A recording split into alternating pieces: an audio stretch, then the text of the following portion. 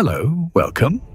If you enjoy these stories, please check that you are following and drop a comment where you're listening from. It's a small way to contribute and tell the algorithm to recommend my stories to more people like you. Thank you dearly. Ponzi. The crime has a name, and the name belongs to a man, an Italian immigrant in Boston in the summer of 1920. For a few months, he was the most famous financier in America, promising to double a man's money in 90 days, taking in nearly $1 million a day at his peak. His name became the word we still use for the whole species of fraud. You know it, you've said it. But here's the strange part. He did not invent it, and he is one of the very few people in this entire list who did not get away with it. He was caught, jailed, deported, and he died in a charity ward in Rio de Janeiro with $75 to his name. The man the crime is named after was one of its greatest losers. So, if the namesake lost, who was the first to win? Who ran the Ponzi machine before it even had a name? Before there was a word for it? Before there was a law against it? And walked away free? Because here's the thread that runs under everything you're about to hear. That gap. The distance between what these people got away with and what the law actually did about it. That gap is the real subject tonight. It has been closing for 100 years, but it has never quite fully closed. So, this is not a countdown of those who were caught. They are famous precisely because they were caught. This is a countdown of the ones who got away, the ones who died rich or vanished or outran the law until the law forgot them. And underneath every one of their crimes, it is always the exact same machine. Welcome, midnight magnates. As the world goes quiet, we step into the shadows to uncover the stories that built our world. If you enjoy listening or falling asleep to the hidden history of power, of fortunes made, and the human nature behind the price of greatness, then this is the place for you. We are close towards a milestone for this little channel. 500 followers. It is not much, I know, but it is progress, and I cannot get there without your help. So if you have thoroughly enjoyed one of my episodes, share it with a friend who needs it. Thank you. Settle in, let the lights go low, and let's begin where all of this ends, in a graveyard. Machala, Ecuador, November 2005. A hot coastal night in a port town, and a crowd has gathered at the cemetery gates. They are not mourners. They came with shovels. For 13 years, these people, soldiers, judges, priests, shopkeepers, thousands upon thousands of ordinary savers, had handed their money to the most respected man in the province, a notary, a public official of 40 years standing. He had promised them 10% a month, and for a long time, he paid it. And then, weeks ago, before a single case could reach a single courtroom, he died. Quietly, in a hotel room in the capital. A heart attack, they were told. But they don't believe it. They cannot believe it. A man that lucky does not simply die in his sleep and slip away from all of them at once. It feels like one final vanishing trick. So they force open the gate, they find the grave, and they begin to dig.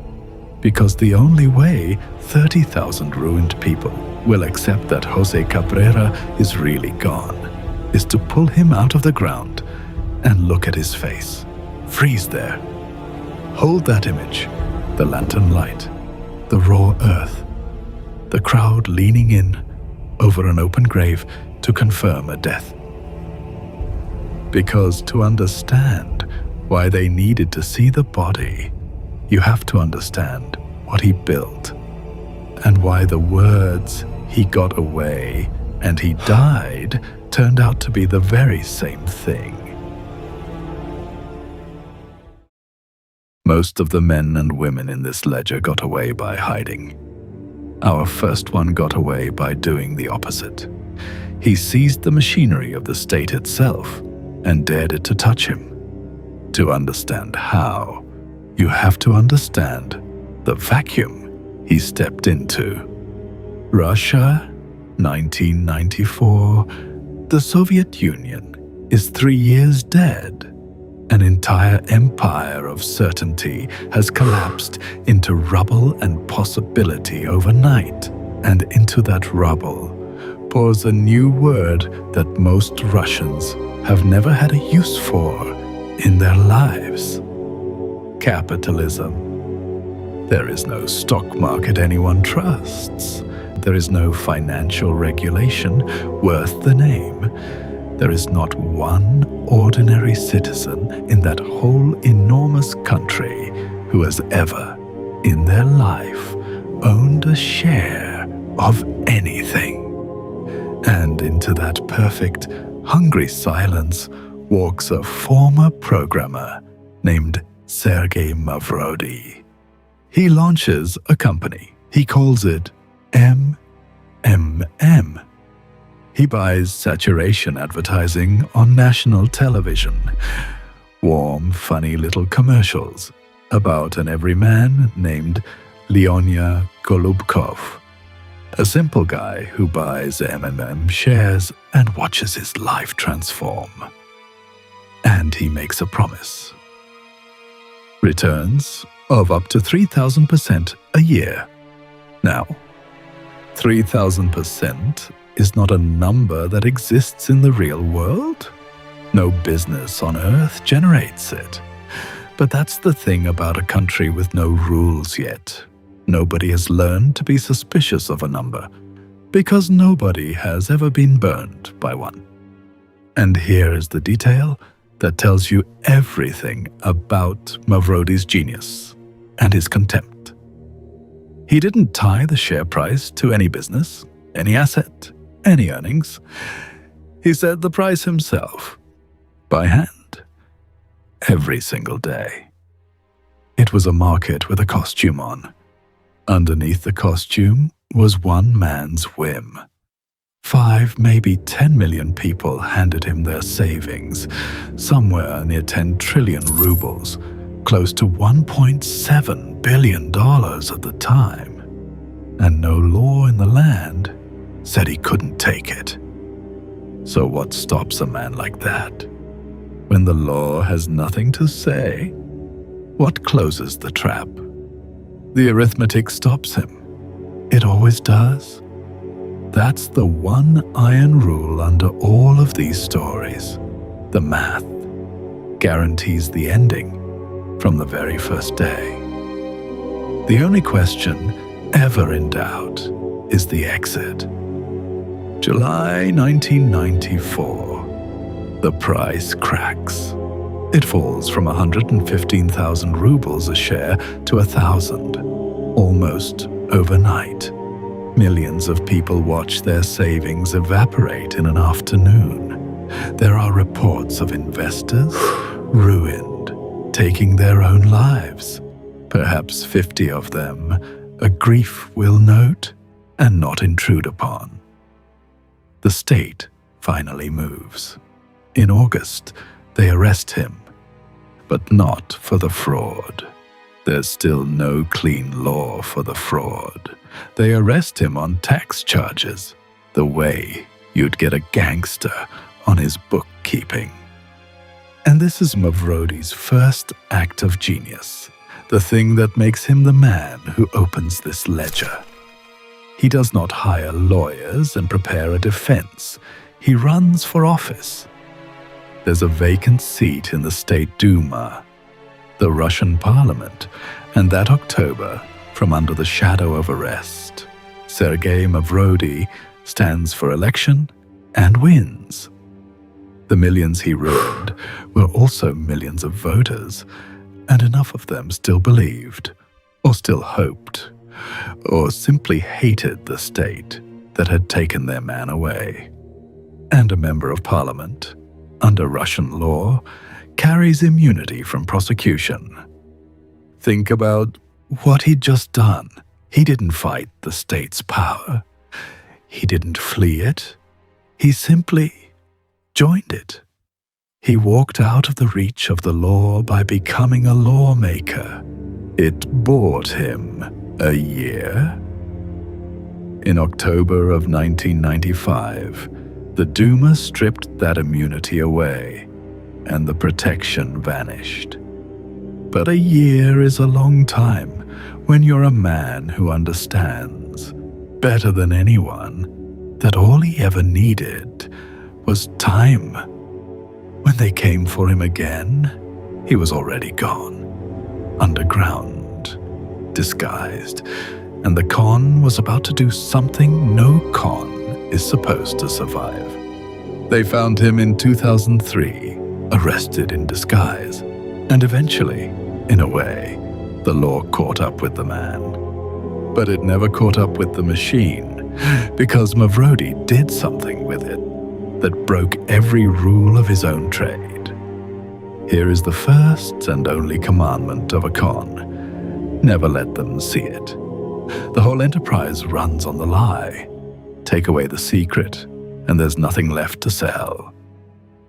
So when Mavrodi rebooted MMM in 2011, then MMM Global, spreading out of Russia and into India, China, South Africa, Zimbabwe, Nigeria, Ghana, Kenya, he did the unthinkable. He told the truth. He called it out loud in his own marketing. A naked scheme. His words, he said there was no business. He said the money came from other members. He called it mutual aid, a financial social network, an attack on the world's banking system. He denominated it in units he named after himself, Mavro. He looked millions of people in the eye and said, in effect, "This is a house of cards. You understand? It's a house of cards. Come in anyway." And they came in anyway, by the millions. There's a dry irony buried in that one. A man stood up and advertised a naked scheme, sold it by that name, and still drew fortunes out of the earth. Because it turns out honesty, deployed with enough confidence, is the finest disguise of them all. When you hide nothing, what exactly is the prosecutor supposed to prove you concealed? And that question, what's left to convict him of, walked with Sergei Mavrodi into a Russian courtroom in the spring of 2007. The verdict, when it finally came, was almost a joke. In April of 2007, they convicted him, not of the 10 or 15 million lives he'd upended across 2 decades and half a dozen countries, but of defrauding roughly 10,000 people of 110 million rubles, about $4 million, a sliver, a rounding error against the 1.7 billion of the original scheme alone.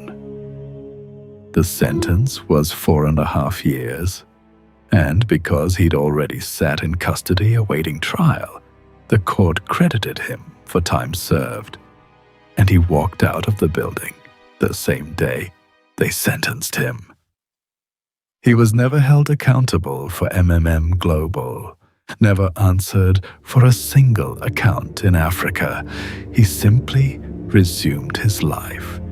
He died a free man. March 2018, Moscow, a heart attack at 62. And in the final, perfect detail of the whole affair, the funeral was reportedly paid for by his own investors, by the people still in the network, still believing. He won on every axis a man can win on. He spent the money, he outran the law, and the belief he'd manufactured held all the way to the grave and passed it into the pockets that buried him.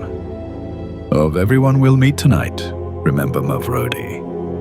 He understood the machine more clearly than any of them. He named it. He sold it naked. And he still died free on his victim's money. That is the standard. Every other person on this list is measured against the man who got away by refusing to hide. He survived by staying visible. The next man did the exact opposite. In a coastal town in Ecuador, the safest place to hide a fortune wasn't a disguise or a parliament. It was a government seal and a lifetime of being the most trusted man in town, right up until the day his depositors came for his body. Mavrodi borrowed the state's immunity.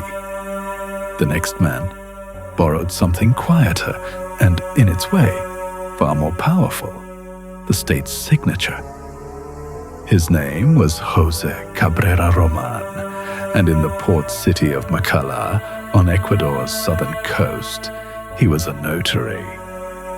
Now, in that part of the world, a notary is not a small thing.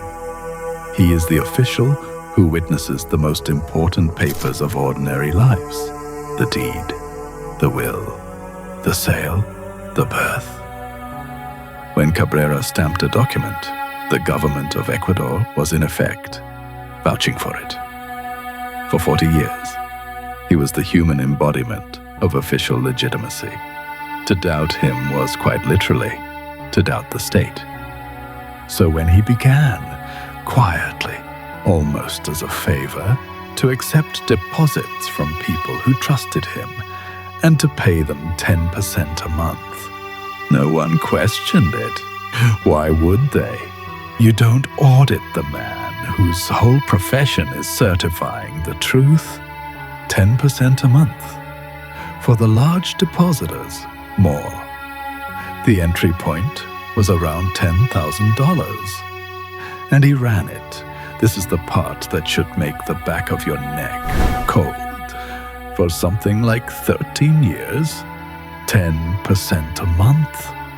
Compounding, sustained for over a decade. That is not a return. That is a physical impossibility, dressed in the one costume nobody in Machala would ever dream of frisking: a government seal. So, how big does an impossibility grow when it's allowed to run for 13 years behind the credibility of the state itself? It grew until the money stopped fitting in ordinary containers. By the height of it, the cash was arriving at Cabrera's operation in burlap sacks. Sacks. Carried in by hand, crossing the borders from Peru, from Chile, from Colombia, because word of the notary in Machala, who paid 10% a month, had spread far past Ecuador. At its peak, the reports described tens of millions of dollars flowing in every month. Some accounts put the total the man handled across the life of the scheme somewhere near 800 million, a figure best held loosely, a range rather than a receipt, because a man who keeps his books in burlap sacks does not leave clean ledgers behind. But the number that matters most isn't the money. It's who was in the queue. Around 30,000 people, all told, and among them, roughly 6,000 soldiers, hundreds of police officers, judges, members of the clergy. The entire apparatus of the state, the very people whose job it was to notice a crime and stop it, were standing in line to hand him their savings. Sit with the vertigo of that for a moment.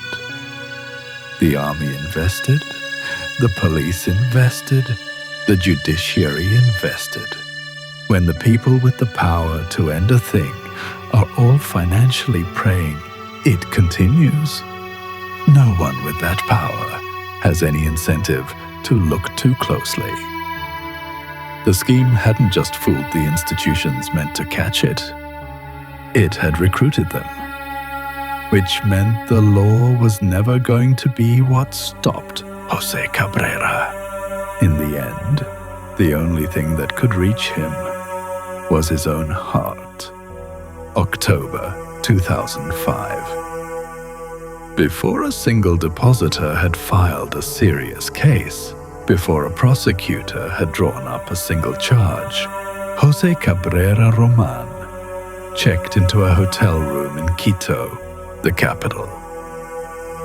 He was 71 years old, and there, in the company of a young companion, he died of a heart attack. That's the whole of what we'll say about that room. He died of a heart attack in a hotel room with a young companion. The details past that don't belong to us. They belong to him. What belongs to this story is what his death meant to 30,000 people. Because to them, a quiet death was not justice. It was the opposite of justice. It was an escape. The man who had taken everything they owned would now never sit in a dock, never answer a question, never spend a night in a cell. There would be no trial, because you cannot try a corpse. The defendant had removed himself and taken the verdict off the table with him. They had been robbed twice over. Once of their money, and now of the one thing they had left to want, his day of reckoning, their day of watching it happen. And here is where grief does something strange. Denied a courtroom, denied a confession, denied the simple human satisfaction of seeing the man held to account. They became fixated on the one thing they could still verify with their own eyes. Not his guilt, his death. Was he really gone? Or was this the sudden heart attack, the convenient hotel room, the closed casket? Was this simply the last, cleverest disappearance of a man who had spent 13 years making impossible things vanish? There was only one way to know for certain. And so they went to the cemetery. Weeks after the burial, a crowd of the ruined broke into the cemetery at Majala, found the grave, and dug Jose Cabrera Roman out of the ground. Not for revenge. You can't take revenge on the dead. They dug him up to be sure, to put their eyes on his face and confirm, beyond the reach of any more of his tricks, that the man was truly in that box, and not living out a comfortable retirement under another name in another country. They exhumed the body. The identity was confirmed, reported in the accounts by DNA in the middle of November. The escape was real. The most respectable man in the province had made the cleanest getaway anyone in this entire ledger will manage, and his victims had to disinter his corpse to believe it. There was no meaningful recovery of the money. the sacks were empty. The 800 million, or whatever the true number was simply gone. What remained was a name that still echoes on that coast: El Notario Cabrera, the notary who died before he could be tried. Notice the shape of it? Mavrodi got away by making himself impossible to remove: a lawmaker, a household name, a face on the television. Cabrera got away by removing himself entirely, so completely that his victims had to reach into the earth to prove he'd done it. Two opposite exits, the loud one and the silent one, but neither man was the first to run this machine, and neither was the first to escape it. For that, we have to go back further than Ecuador, back further than Ponzi himself, back to a failed actress in Munich who ran this exact machine before the world had invented the word for the crime, and who got away with it precisely because, when they finally caught her, there was nothing on the books to charge her with. Every schemer we've met got away in the gap between what they did and what the law could name. This next woman didn't slip through that gap. She stood at the very beginning of it. She ran the whole machine before the concept of the crime existed at all. There was no law against what she did for the simplest possible reason. Nobody had yet imagined that anyone would do it. Her name was Adele Spitzer. Munich, the late 1860s. And she was, of all things, a failed actress, a stage performer and folk singer whose career had never quite caught fire, who had already fled unpaid creditors in Hamburg and then in Zurich, and had arrived in Munich more or less broke, trailing debts and disappointment behind her. Not a financier, not a banker, a discredited entertainer who had run out of money and out of towns. And it began with almost nothing. She borrowed a small sum from a carpenter, the story goes, and with a performer's instinct for what an audience wants to hear, she promised to pay it back at a rate no sane lender would ever offer, an impossible rate. And she discovered something that would echo across the next 2 centuries. Impossible rates attract crowds. The carpenter told a friend. The friend told 2 more. Here was a woman with no money, no bank, no business of any kind, promising returns that no institution on earth could deliver, and all of Munich came running to her door. Why? Why did they believe her? Of all people. Because she added one detail, and the detail was the whole invention.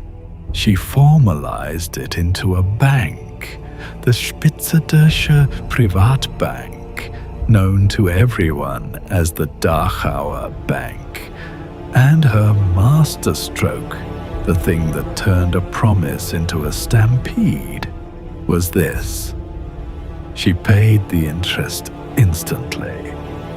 The moment you handed her your deposit, she would count out 2 full months of returns, 10% a month, right there into your hand. Cash, up front, before you had left the room. Do you see what that does? It inverts everything. The victim doesn't walk away nervous, waiting to see if the returns are real. The victim walks away having already been paid, holding proof in their own fist, feeling not like a mark, but like a winner. And a winner doesn't hesitate. A winner runs home and tells everyone he knows. The machine didn't need to advertise. Every satisfied depositor became a free, sincere, glowing salesman for the next one. And of course, this is the part they couldn't see. Every gulden she counted into a new depositor's hand was simply an older depositor's money, handed forward. There was no business underneath. There was nothing underneath. Just belief moving in a circle, and Adele Spitzer standing in the middle, skimming. Within 3 years, this broke actress was the wealthiest woman in Bavaria. Cash overflowed her cupboards. It sat in sacks. She employed something like 83 people just to keep it moving. And roughly 32,000 ordinary Bavarians, many of them poor, rural, handing over the entire savings of a lifetime, had entrusted her with 38 million gulden. In today's money, something on the order of $400 million. Every mark of it owed to the next person in the line. So what happens on the morning? Too many of them ask for their money at once. November 1872. A group of depositors arrived at the Dachauer Bank one morning and asked for all of it. Not the interest, the principal. Everything they'd put in back in their hands that day. And there simply wasn't enough. There had never been enough. There couldn't be. The whole design of the thing was that the money was always somewhere else, already paid out to someone else, always in motion and never at rest. When enough people wanted to touch it at the same moment, the illusion had nothing to stand on. The bank ran. Word spread the way it always does, faster than the truth, faster than any reassurance she could offer, and within hours, the crowd outside had gone from hopeful to frightened to furious. The Dachauer Bank collapsed. Of the 38 million gulden that had passed through Adele Spitzeder's cupboards, only about 15% was ever recovered. 32,000 people, a great many of them poor, watched a lifetime of savings dissolve in an afternoon. It's the oldest ending in this book, and here we are watching it happen at the very origin, the inevitability arriving, right on schedule, in the year it was born. The power vanished the instant the belief did. The bank had never really been a building or a vault. It had only ever been the confidence of the last person standing in the queue. And surely, this is the moment the law falls on the woman who started it all. Except it can't. And why it can't is the entire reason her name comes back tonight. She was arrested, she was tried in 1873, and she was convicted. But look closely at what they convicted her of. Fraudulent bankruptcy, improper bookkeeping, failing to register herself as a merchant, paperwork, technicalities, the clerical residue of the crime, but not the crime. Because in 1872, the thing Adele Spitzer had actually done was not illegal. There was no statute against it. There was no word for it. The idea that you could commit a specific, nameable offense by paying old investors with new investors' money simply did not yet exist in German law, because Adele Spitzer was, as far as the record shows, the first person to do it on this scale. You cannot charge someone with a crime the world hasn't invented yet, so they charged her with her filing. She served under 4 years. She got out. She even dabbled in a second bank in 1880 before being pushed out again. And she died, poor, of a failing heart in Munich in October of 1895.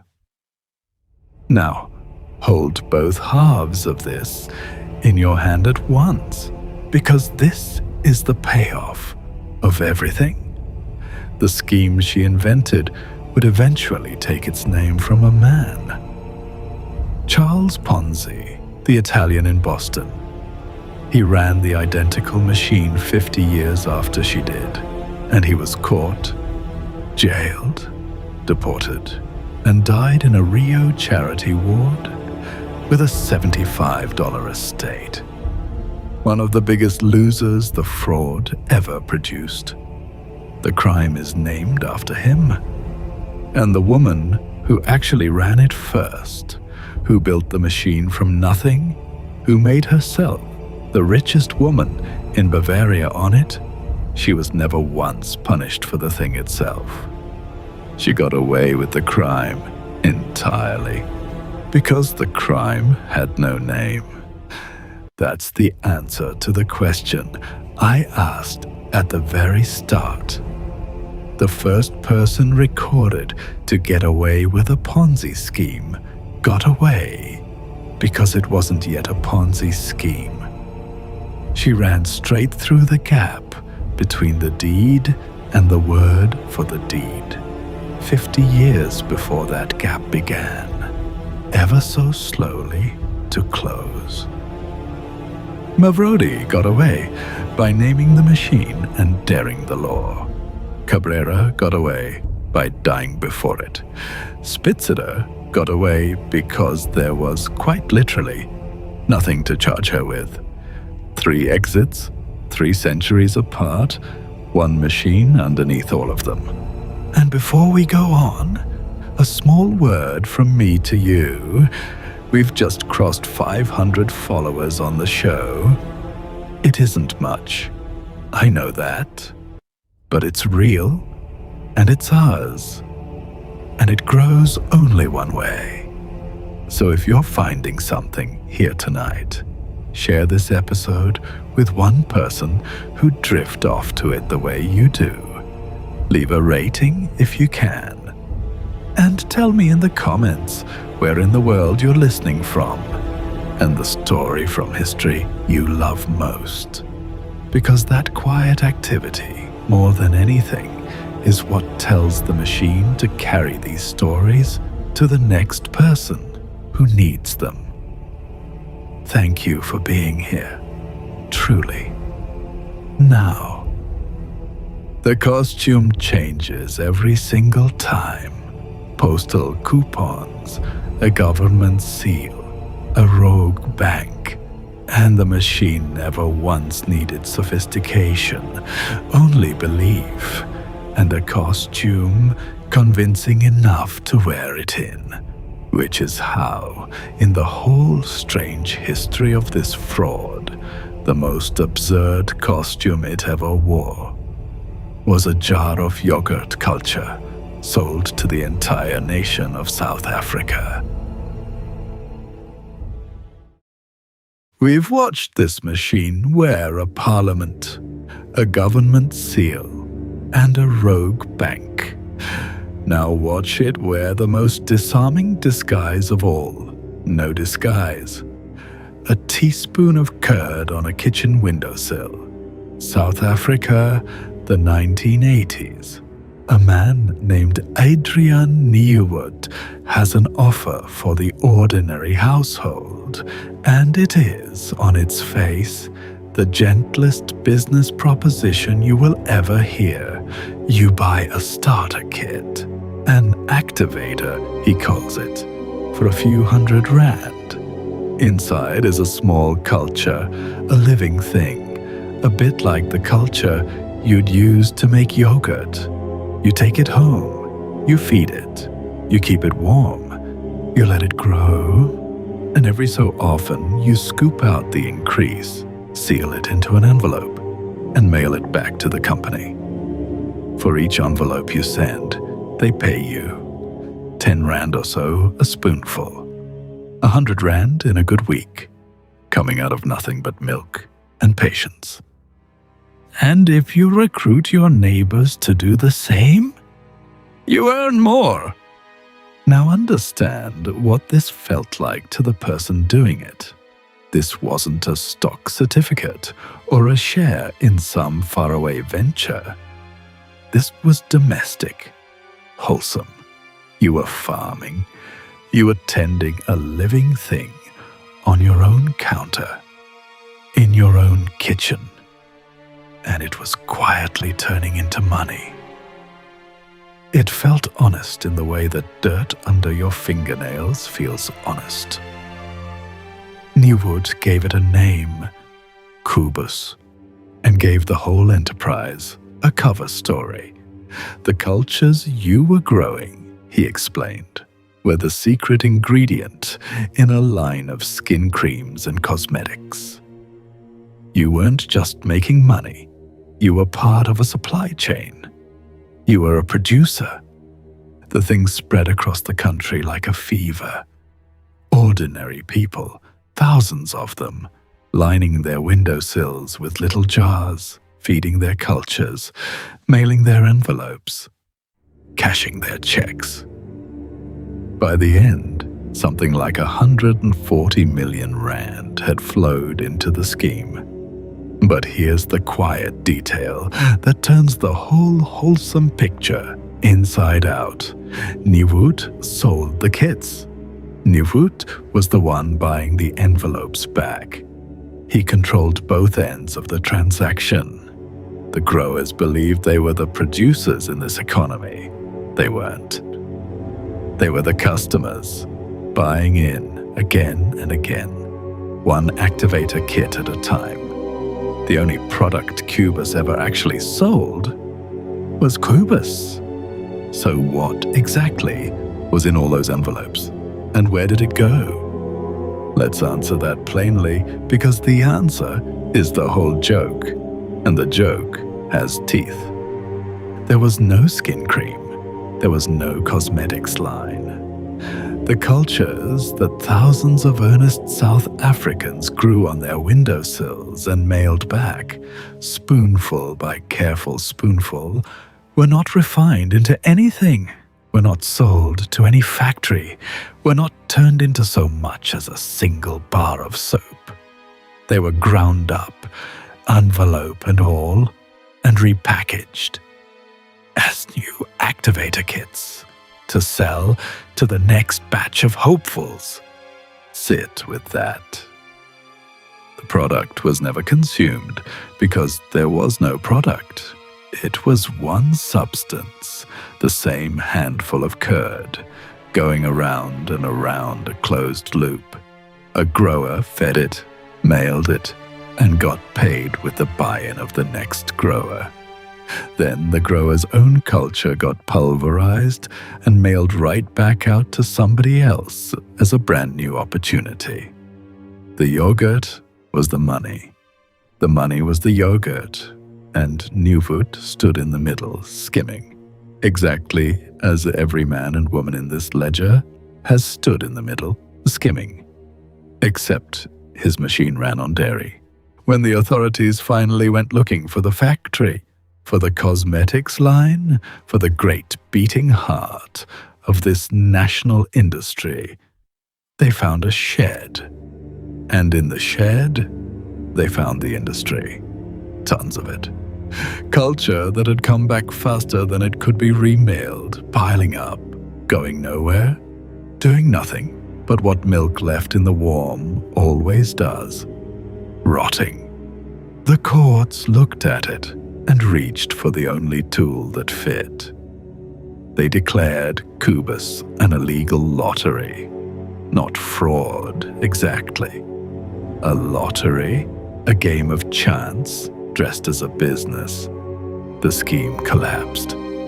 Thousands lost their share of that 140 million. And Newwood. He was bankrupted. The fortune came apart. But he was never criminally jailed for Cubus, not a single day of prison for the yogurt. He went on launching ventures for years afterward. His prison term, when it eventually came much later, and for something else entirely. An unrelated matter of diamond theft. So he walks. Add him to the ledger. Of the purest schemes in this entire history, Cubus may be the purest of all, because there was, quite literally, nothing to inspect. No trading floor to raid, no forged bond to hold up to the light, no offshore account to trace. Just belief and milk, moving in a circle. The purest schemes are the ones with no product at all. And when the law finally opened the door and looked inside, it found the truest possible summary of the whole enterprise waiting for it. A room full of spoiled milk. In the end, an honest advertisement for the business. Cubus hid behind almost nothing, a spoonful of curd, a promise of pocket money. The next man hid behind something enormous, something no auditor on earth is trained to frisk. He let people believe he was touched by God. Wazirabad, a town in the Punjab of Pakistan, in the years around 2005. A man returns from Dubai, a former science teacher. Unremarkable, the kind of neighbor whose name you'd struggle to recall a year after he moved away. And he begins quietly to do something remarkable. He takes your money, and in 15 days, he hands it back to you doubled. 15 days, 100%. Now, in the cold language of finance, that is not an opportunity. That is a siren. No enterprise on this planet doubles money in a fortnight, and anyone who tells you it can is telling you the exact shape of the trap. But the man of Wazirabad did not present himself in the cold language of finance. He carried himself another way, calm, unhurried, generous, humble. He behaved less like a financier and more like a blessed man, and in a devout community that changes everything. Because if you believe, truly believe, that grace flows to the faithful, that God rewards the pious with abundance, then an impossible return stops being a warning. It becomes a confirmation.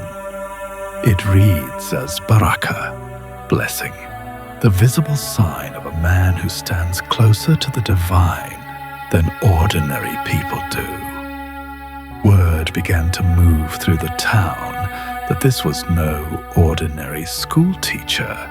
This was, perhaps, a peer, a saint. And he did not correct it. That's the whole invention right there, not the doubling. The halo. Look at the asymmetry it created. To question a financier's numbers is due diligence. Sensible, expected, even admired. But to question a saint's numbers is something else entirely. It's an insult. It's impiety. It's doubting the grace of God in front of your neighbors. So nobody asked. In a place where 100% in 15 days should have been the loudest alarm imaginable, it arrived instead as the quietest reassurance, the soft proof of a holy man's favor. And you do not demand a receipt from a miracle. The marvel scaled the way marvels do, One satisfied believer told the next. The doubling that had started among neighbors climbed into the tens of thousands. Money poured in from the town, from the district, from across the country. Somewhere near 43,000 people came to hand this man their savings. The core deposits ran into the hundreds of millions of rupees. The total sums owed climbed higher still, into the billions. And then in April of 2007, a newspaper, The Nation, printed what it had found. And within the week, the arithmetic that had felt like grace to 43,000 people was named for what it had always been. There was no divine abundance. There was no secret Gulf trading, no blessed enterprise multiplying wealth in the dark. There was only the oldest plumbing there is, the same plumbing running under every story tonight. Old money paid with new. When you handed him your deposit and received double in 15 days, that double wasn't a miracle. It was the money of the person who arrived just after you. The blessing was simply the next believer's savings, arriving right on time. Feel the particular cruelty of this one. In the schemes we've already walked through, the victims lost money. Here, the victims lost something braided in with the money. Their faith had been turned into the lever used against them. The very quality that made them good people, that made them trust and revere and give without auditing, was the precise mechanism of the theft. The saint dissolved and left behind a school teacher with a ledger and 43,000 people who had believed they were being rewarded by heaven understood at last that they had simply been funding one another in a circle with a man in the middle keeping the difference. He was arrested on the 13th of April, 2007. Now, the state had him. Now, surely came the reckoning. Justice arrived, and then, just as quietly, it withdrew most of itself. In 2012, he was convicted. The sentence had weight to it, 14 years and a fine reaching into the billions of rupees. On paper, it looked like the machine had finally met a wall it couldn't talk its way past. On paper. But a plea bargain was reached with the country's anti-corruption authority. Compensation was paid, a large sum, though only a fraction of what had actually been lost. The state never recovered the bulk of it, and in exchange, the 14 years quietly shrank. He served roughly 2. Look at the shape of that. 14 years discounted to 2. It's the same move he'd sold to the whole of Wazirabad, run in reverse. He built a fortune selling people a discount on reality. Double in 15 days, something for nothing. And when the bill came due, his punishment was itself discounted, marked down, settled at a fraction of its face value. Even his sentence paid out at pennies on the rupee. He died on the 30th of October, 2015.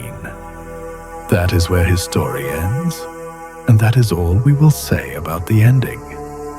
That he died on that day, because the escape here was never the death. The escape was the trade. 14 years for 2. 43,000 ruined believers on one side of the ledger. Most of their money never seen again. And on the other, a man who answered for it with about the time it takes to sell a house. His name outlived him, and not gently. In the years since, Double Shah has settled into the Urdu language as a phrase, a warning, an idiom, a shorthand people reach for whenever something sounds too good to be true. A whole country turned the man into a caution it repeats to this day. It's the strangest kind of monument. He got away with most of the sentence, and the country made sure it would never quite let him get away with the name. One man borrowing a saint's halo can ruin a town. But what happens when the machine stops borrowing one man's holiness and borrows the rules of the faith itself? Egypt, the early 1980s. Across the country there is money, real money, and a great deal of it flowing home from the Gulf. Egyptians have gone abroad to work the oil economies, in Saudi Arabia, in Kuwait, in the Emirates, and they are sending their wages back to their families. Devout, hard-working, careful people, now holding more savings than their parents ever dreamed of. And they face a genuine problem, a real one, not a manufactured one. Their faith forbids riba, the taking of interest. To a pious Muslim, a bank account that pays ordinary interest is not simply unappealing, it is a sin. So here is a whole population, flush with honest earnings, and religiously barred from the ordinary place a person puts money to grow. Into that gap step the Islamic investment houses, the money management companies, and they offer the perfect answer to the perfect problem. Not interest, they say. Never interest. What we offer is a share in real profit, halal, clean, permitted, a partnership in genuine trade and enterprise. And that profit share runs to 25% at a time when the banks, the sinful banks, are paying you 7 or 13. More money and no sin. And here is the piece that seals it.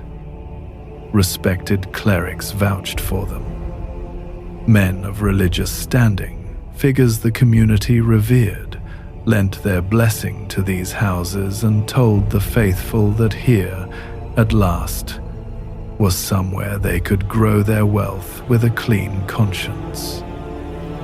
Do you see what that does to skepticism? In an ordinary fraud, doubt is a tool.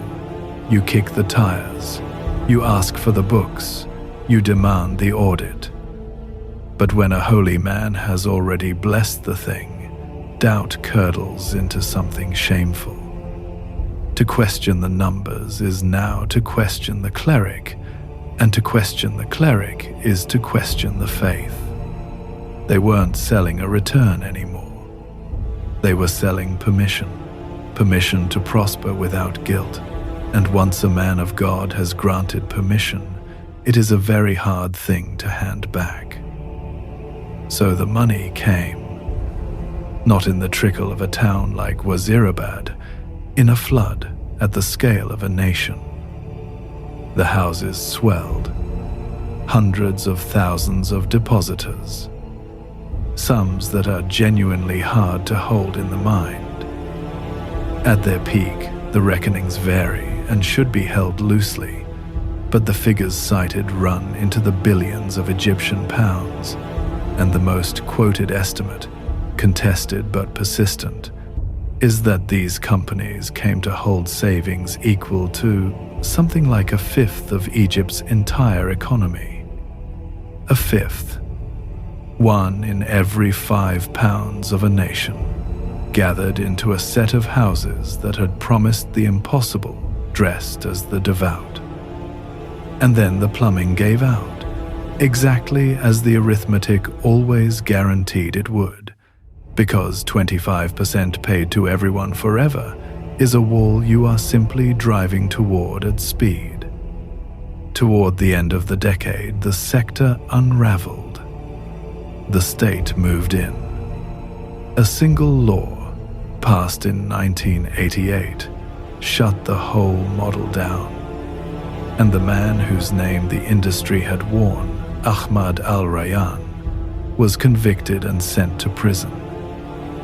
He served a long time for it. The accounts differ, but he spent something on the order of 21 years behind bars and was finally released an old man, near the start of the last decade. He died of cancer not long after. As for the depositors, the pious savers who had done everything their faith asked of them, they got back only a fraction. Some, by certain accounts, were partly repaid not even in money but in goods. Household appliances, refrigerators, fan. A lifetime of Gulf wages returned as a refrigerator. So the law caught the man whose name was on the door. 21 years. Real punishment, the realist in this chapter. But notice what that punishment did not do. It did not give the savers their money back, and it did not reach the other man, because two men ran this machine.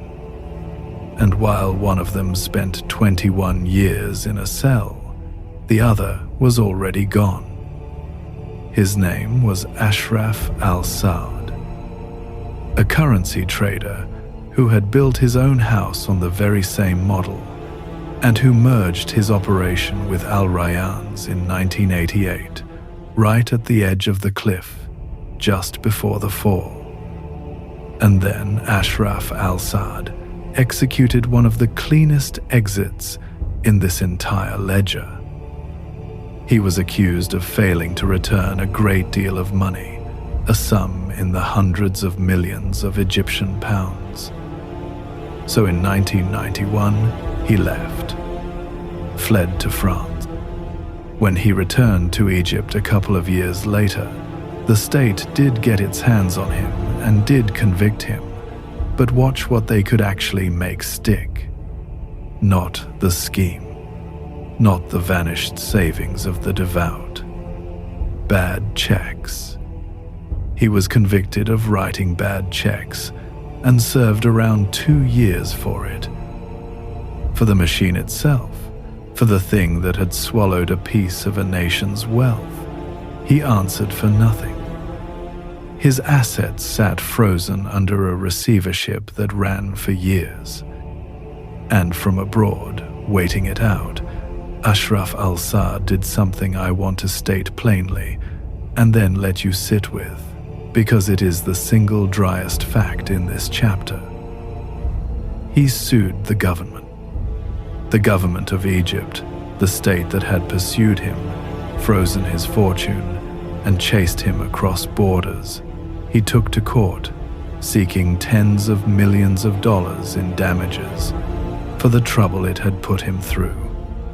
The man the state had spent years trying to hold accountable turned around and presented the state with a bill. And he was patient. The guardianship over his assets was eventually lifted. He spent something like 26 years abroad, and then in 2021, Ashraf al-Saad simply walked back through the front door of the country, returned to Egypt, was briefly detained, and released. No further prosecution. Home. 2 men, 1 machine, and 2 exits that could not be further apart. One served 21 years.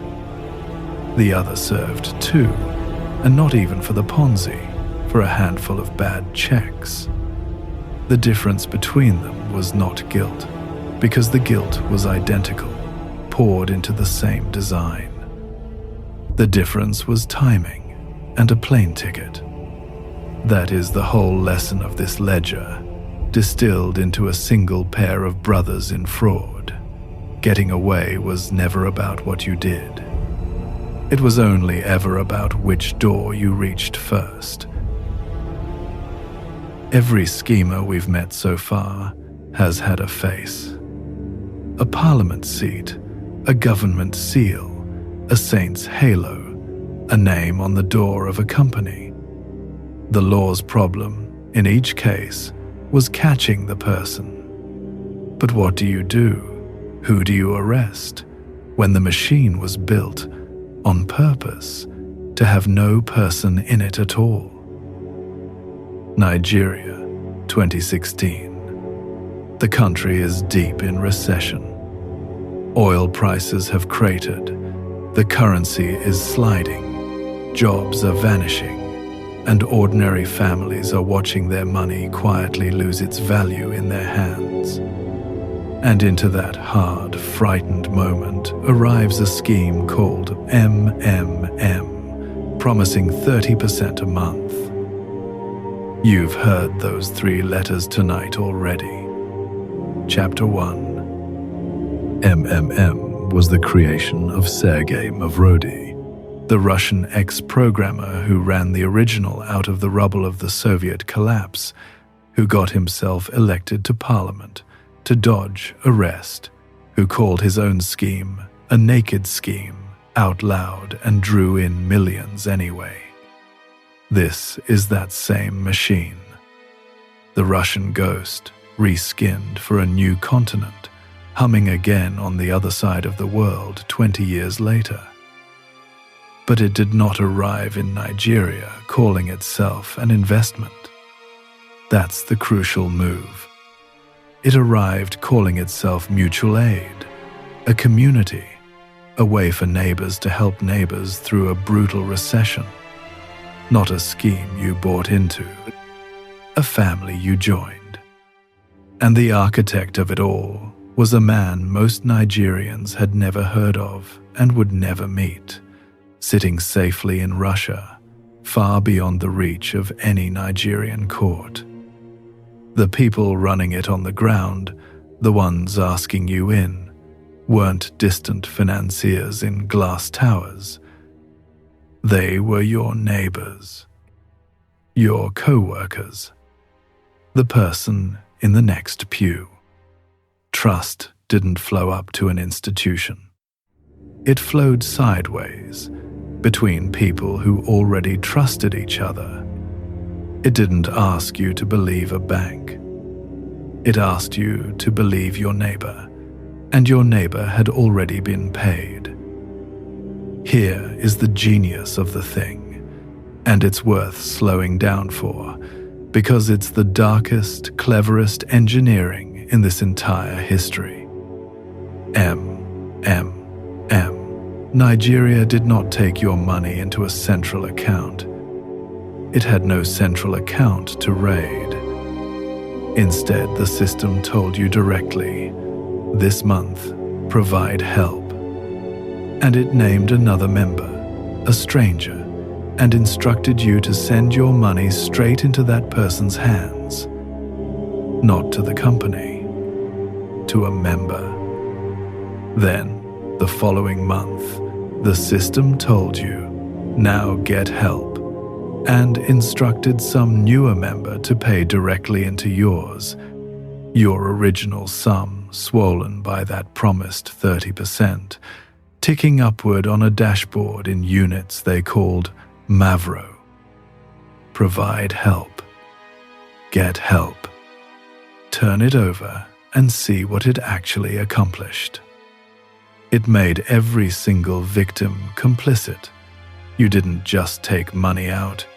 You personally handed money to the next person in the chain with your own bank transfer, so you were never merely a mark. You were an operator.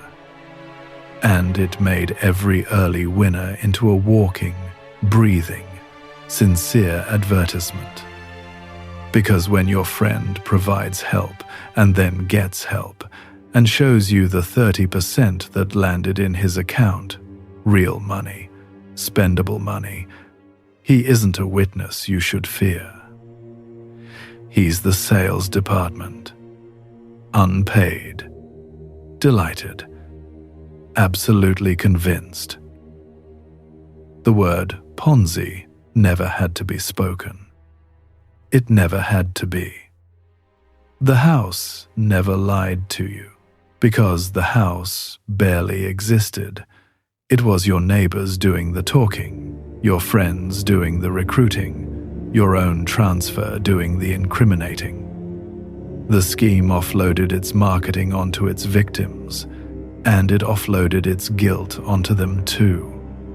Everyone was inside it. Everyone was feeding it. And the man who designed it never had to say a single false word, because 3 million Nigerians were saying the true ones for him. Look, I got paid. Look, it works. Right up until the morning it didn't. The morning was in December of 2016, and the timing, by the reckoning of many, was almost obscenely cruel. It came, reportedly, the day after Mavrodi had taken a public victory lap, crowing about how well his Nigerian family was doing. Nigeria froze. Every account. All of it. The dashboard still showed the numbers, the Mavro, the swollen totals, the 30% stacked on 30%, but the numbers could no longer be touched. The official explanation was almost insulting in its blandness. System overload. Too many people, the company said, trying to get help at once. Which was, in the one moment of accidental honesty, precisely true, because that is the exact instant every one of these machines dies. The morning too many people reach for the money at the same time and discover the money was never really there. Something on the order of 18 billion naira sat frozen inside it, a figure that translated, in the chaos of that year's exchange rates, to somewhere in the range of $50 to $70 million. And even that is best held as an estimate rather than a receipt. Around 3 million Nigerians were caught in it. And this was December. This was the money families had set aside for Christmas, the gifts, the travel, the feast, the one season of the year built around giving and gathering, turned, overnight, into a number on a screen they could look at and never spend. The grief of it was real, and it went to the darkest places human grief can go. Reports came of people who could not survive the loss. Their names are not part of this ledger, only their absence is. The cost of this machine was counted, in the end, in lives and not just in naira, and that is a debt no receiver was ever appointed to settle. And when the reckoning came, when the country turned around to find someone to hold responsible, there was no one there. No office to raid that meant anything. No mastermind on Nigerian soil, because there had never been one. Only the faceless guiders, only your neighbors who were victims too, ruined right alongside you. And the architect. Sergei Mavrodi was in Moscow, untouchable, exactly where he'd been the whole time. He would die there, free, in 2018, never having answered for Russia, never having answered for Africa, never having answered for any of it. The machine had, by its very design, no one to arrest. That's the rarest exit in this entire ledger, and the most chilling. A police force can raid an office, It can seize a building, freeze an account, put a man in a dock, but it cannot arrest an architecture. Nigeria was built to be nothing but architecture, a shape, a set of rules, a flow of money between neighbors, and you cannot handcuff a shape. The machine didn't flee the country. It didn't need to. It simply never had a body for the law to catch. But the very next man did have a body, a face, a name the whole country knew. He didn't hide behind facelessness or a saint's halo or the rules of a faith. He committed a fraud in the billions, and when the prison gate finally opened after a sentence that barely qualified as one, he did the most visible thing imaginable. He got in a car, and he drove away in a convoy of 14 of them. That car, the one the last man never had, the shape the law could never catch, is where this next story begins. Because this man had a car. He had a face, a name, a company with his name over the door. And when his prison gate finally opened, he didn't slip out quietly into the dark. He arrived in daylight at the front of a procession and drove home like a returning champion. But before the parade, understand the promise and understand who it was made to. Turkey, across the 1980s and into the 1990s. A generation of Turkish workers had gone abroad to Germany, mostly, to labor in the factories and workshops of a wealthier country and send their wages home. Guest workers, they were called. Devout people, far from home, holding hard-earned savings and facing the same old problem we met in Egypt. Their faith forbade riba, the taking of interest. To a pious Muslim, an ordinary German bank account, quietly paying its ordinary interest, was not a convenience. It was a compromise of the soul. So into that gap stepped a set of companies from Central Anatolia, what came to be called the Konya model.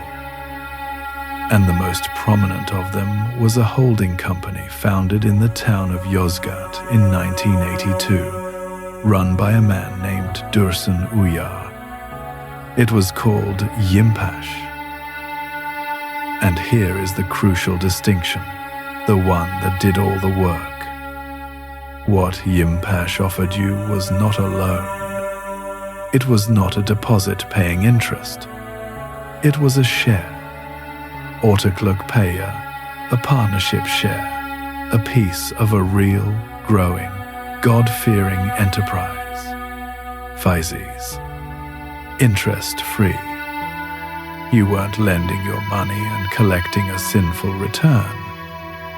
You were becoming a part owner of a booming Islamic company and simply taking your rightful portion of its profits. Do you feel how completely that dissolves suspicion? The salesman worked door to door, yes. But more than that, they worked through the mosque. The pitch arrived not from a stranger in a suit, but through the Milli Gurish networks, through the community, through the men you prayed beside on Friday.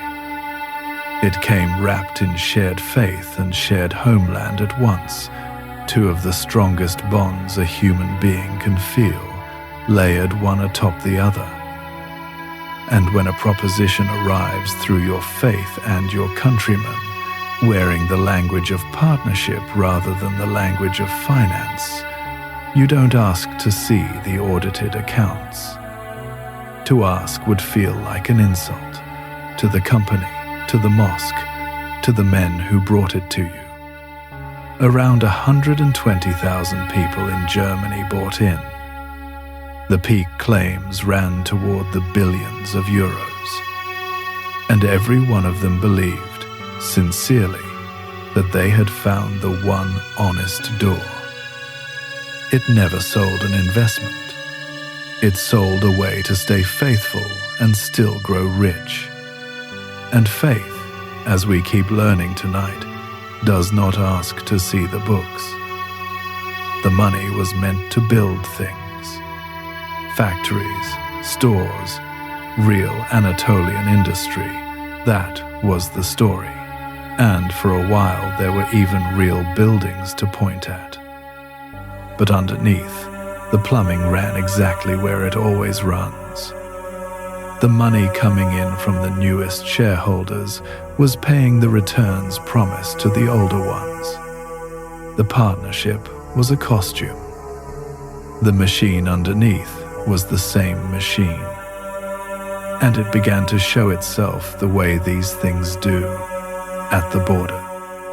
Around 1997, cash couriers started getting caught, hauling money across frontiers by hand, and the sight of it raised the first hard questions about how, exactly, this partnership actually moved its wealth. The structure held on for a few more years, straining, and then came apart entirely by 2002.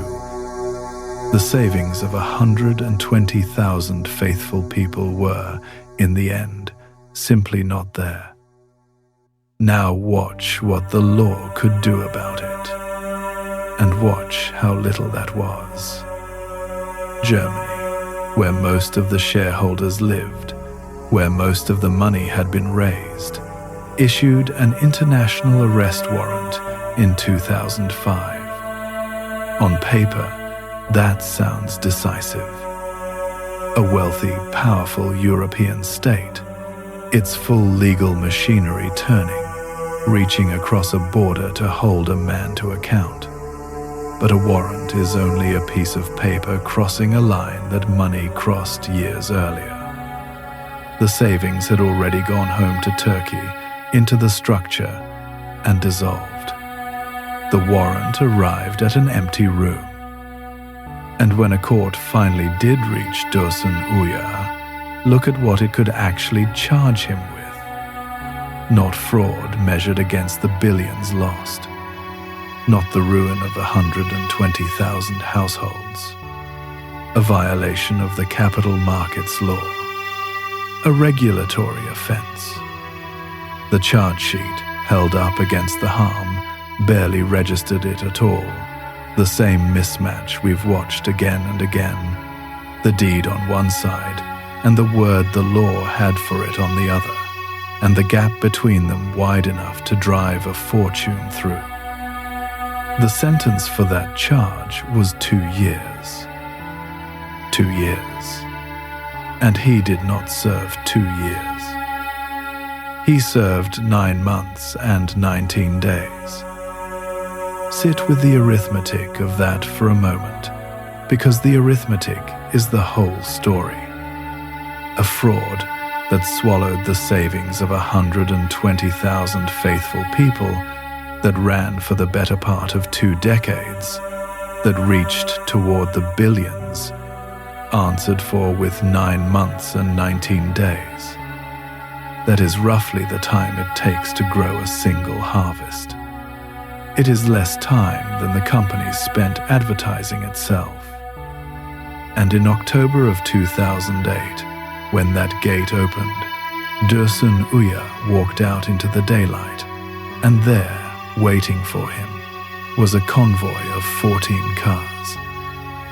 14. A procession assembled to escort him home in triumph, the way you'd receive a hero returning from war. There's a dry observation to make here, and I'll make it only once, quietly, because the joke is entirely at his expense and never at the expense of the people he ruined. A man serves 9 months for €1 billion fraud and needs 14 cars to celebrate a sentence that's short. The punishment was so small it required a motorcade to be visible at all. But even that isn't quite the end of it. because the state wasn't finished, and its final act fell not on him, it fell on them. In 2019, a Turkish law reorganized what remained of these holdings, and in the reorganizing, it converted the victims' claims into shares of a successor company, Bira Holding, that they could not readily sell. Non-liquid paper. The savers who had lost everything, who had waited more than 20 years for some fragment of recovery, were handed a certificate they couldn't turn back into money. The court had let the man walk in 9 months. The legislature, a decade later, bolted the door on the people he'd robbed.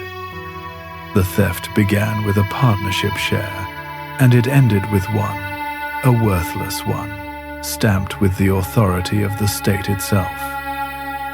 Now, before we go on, a small ask, and then I'll get out of the way. The people who make this show don't only write it. There's a whole visual version of every one of these stories, animators and editors who pour real hours into building the pictures behind my voice, the lantern light, the burlap sacks, the 14 cars at the gate. If you only ever listen, and that's a perfectly good way to be here, do yourself one small kindness and watch the video version just once. The picture is worth seeing. It's the same story, dressed in its full costume. Because Uya hid nothing. He drove out the front gate in daylight, at the head of a parade, a man perfectly happy to be seen. The next case does the exact opposite. It ran an entire town's fortune through a face that everyone trusted, that everyone spoke to, that everyone believed in completely, a woman named Ali. And Ali, it turned out, had never existed at all. Every schemer we've met tonight has been a real person, a body the law could, in theory, put in a room. Uya had a face and 14 cars to prove it. But step into the present, into the newest costume this machine has ever worn, and you find something stranger. The trusted figure at the center of this one wasn't hiding. She was right there, talking to thousands of people every day. She simply wasn't real. San Pedro, Argentina, 2024. A quiet town of around 70,000 people. The kind of place where the butcher knows the barber knows the schoolteacher. And into that town arrives, of all things, a telegram channel. It offered a trading signal. Follow the calls, put in your money, and earn 1 to 2% a day.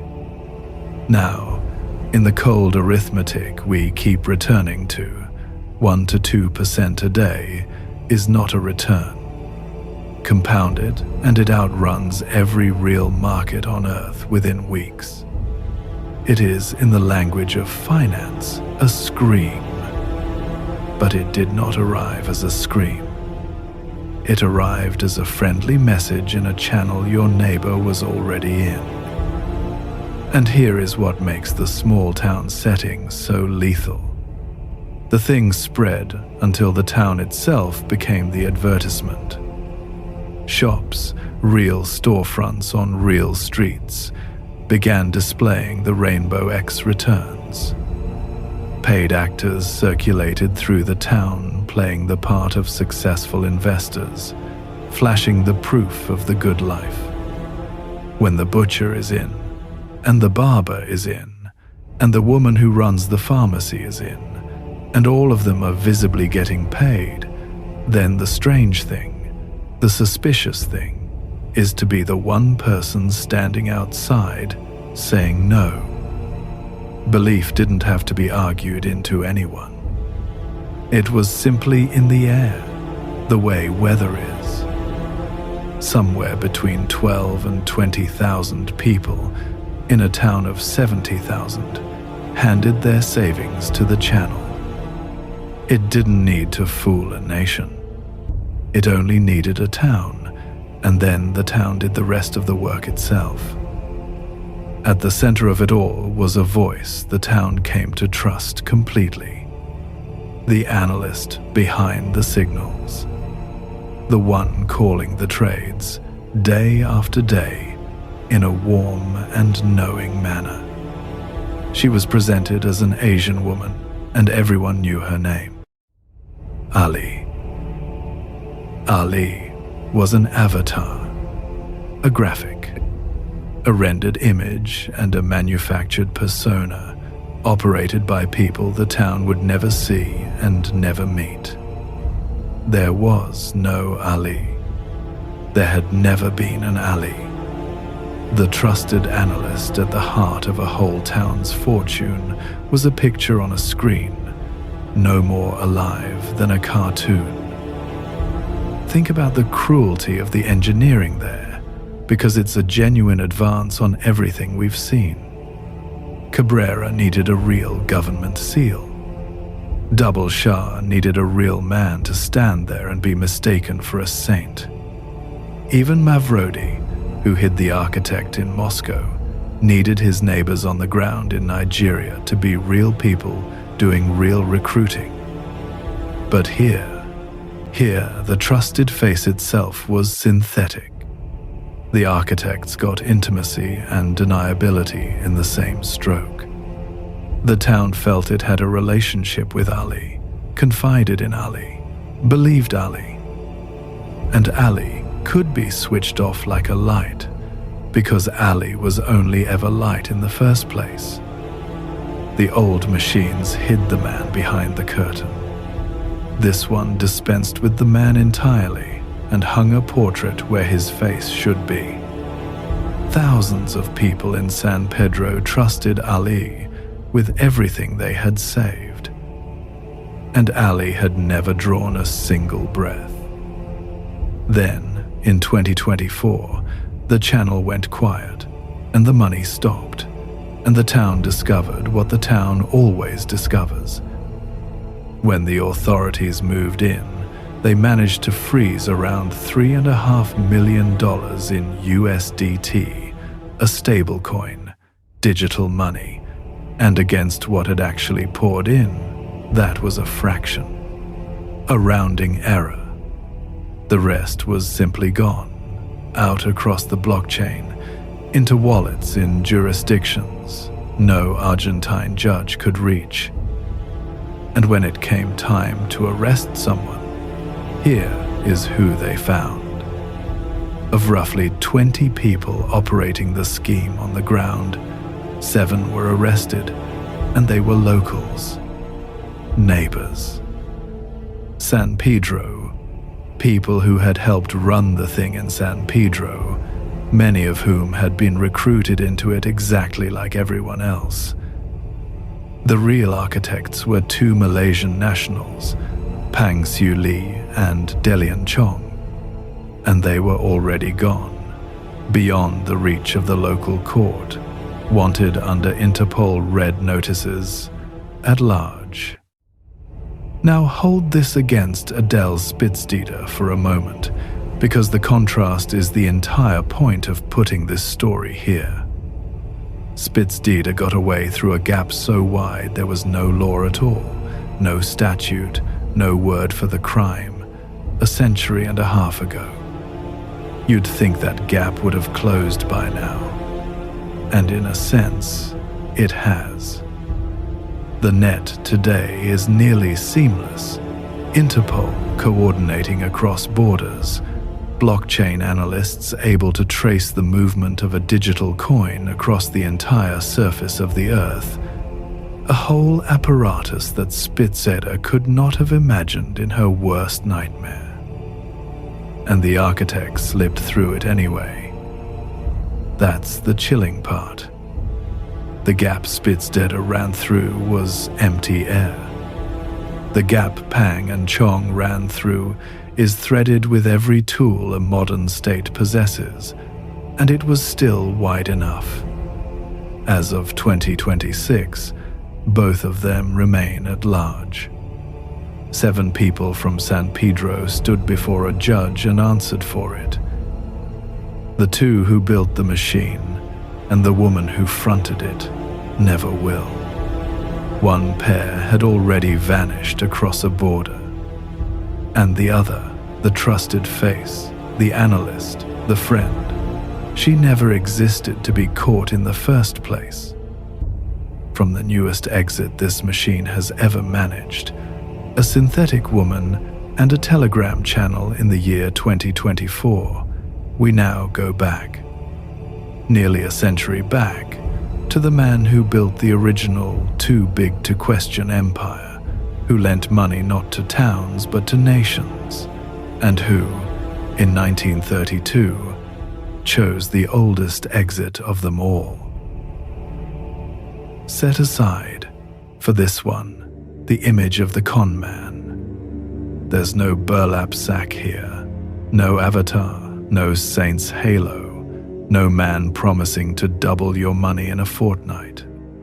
The distinct thing about this scheme, the costume it wore, was legitimacy so vast, so genuinely impressive, that auditing it would have felt like auditing the weather.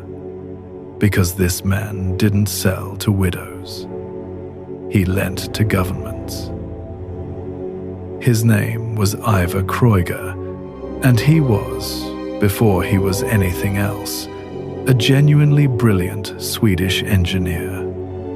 He built a company, Kreuger and Toll, around something as humble and universal as the safety match. And he built it into a monopoly of almost unimaginable reach. At his height, Ivar Kreuger controlled something like 2/3 to 3/4 of all the match production on planet Earth. Every time a human being struck a light, in a great many countries, a sliver of that transaction found its way toward him. But the matches were only the foundation. What Kreuger did with that foundation was the masterstroke, and it looked nothing like a fraud. Europe, after the First World War, was shattered and broke. Governments needed money, real money, to rebuild, and the ordinary lenders were cautious. So Kreuger stepped forward and lent it to them himself. To France, to Germany, to Poland, to Greece, to a whole map of struggling post-war states. And in exchange for the loan, he asked for one thing: the exclusive right to sell matches inside that country's borders. A monopoly granted by the state, secured by the state's own gratitude. Do you see what that did to scrutiny? When your business partners are sovereign nations, when prime ministers and finance ministers sign your contracts and thank you for the loan, who exactly is going to demand you open your books? The borrowing governments became the social proof. Their signatures were the endorsement. The man had made himself larger than the institutions that might have questioned him. They came to him for money. You do not audit your banker. So the ordinary investor, watching all this, drew the ordinary conclusion. Here, at last, was the opposite of a swindle. Real factories. A real product in every pocket. Real governments as clients. Ivar Kreuger looked like the single safest place on earth to put your money. The Ponzi you've been picturing all night sells to the vulnerable and the trusting. This one sold to the vulnerable, the trusting, and the odd head of state. Which raises the only question that matters. How does a man with real factories and real sovereign clients turn out to be running the same machine as a fortune teller in Boston? He did it by making a promise, and the promise is one you'll recognize instantly because it's the only promise any of them ever make. Ivar Kreuger paid enormous dividends to his investors on the order of 15 to 25%. Steady, generous, year after year. And they did not come from matches. No monopoly on Earth, however vast, throws off returns like that reliably. What Kreuger actually did was pay his older investors with the capital flooding in from his newer ones, the identical plumbing running under every single story tonight, from a Munich bank in 1872 to a telegram channel in 2024, except Kreuger ran it through a structure of such staggering complexity that no outsider could ever trace it.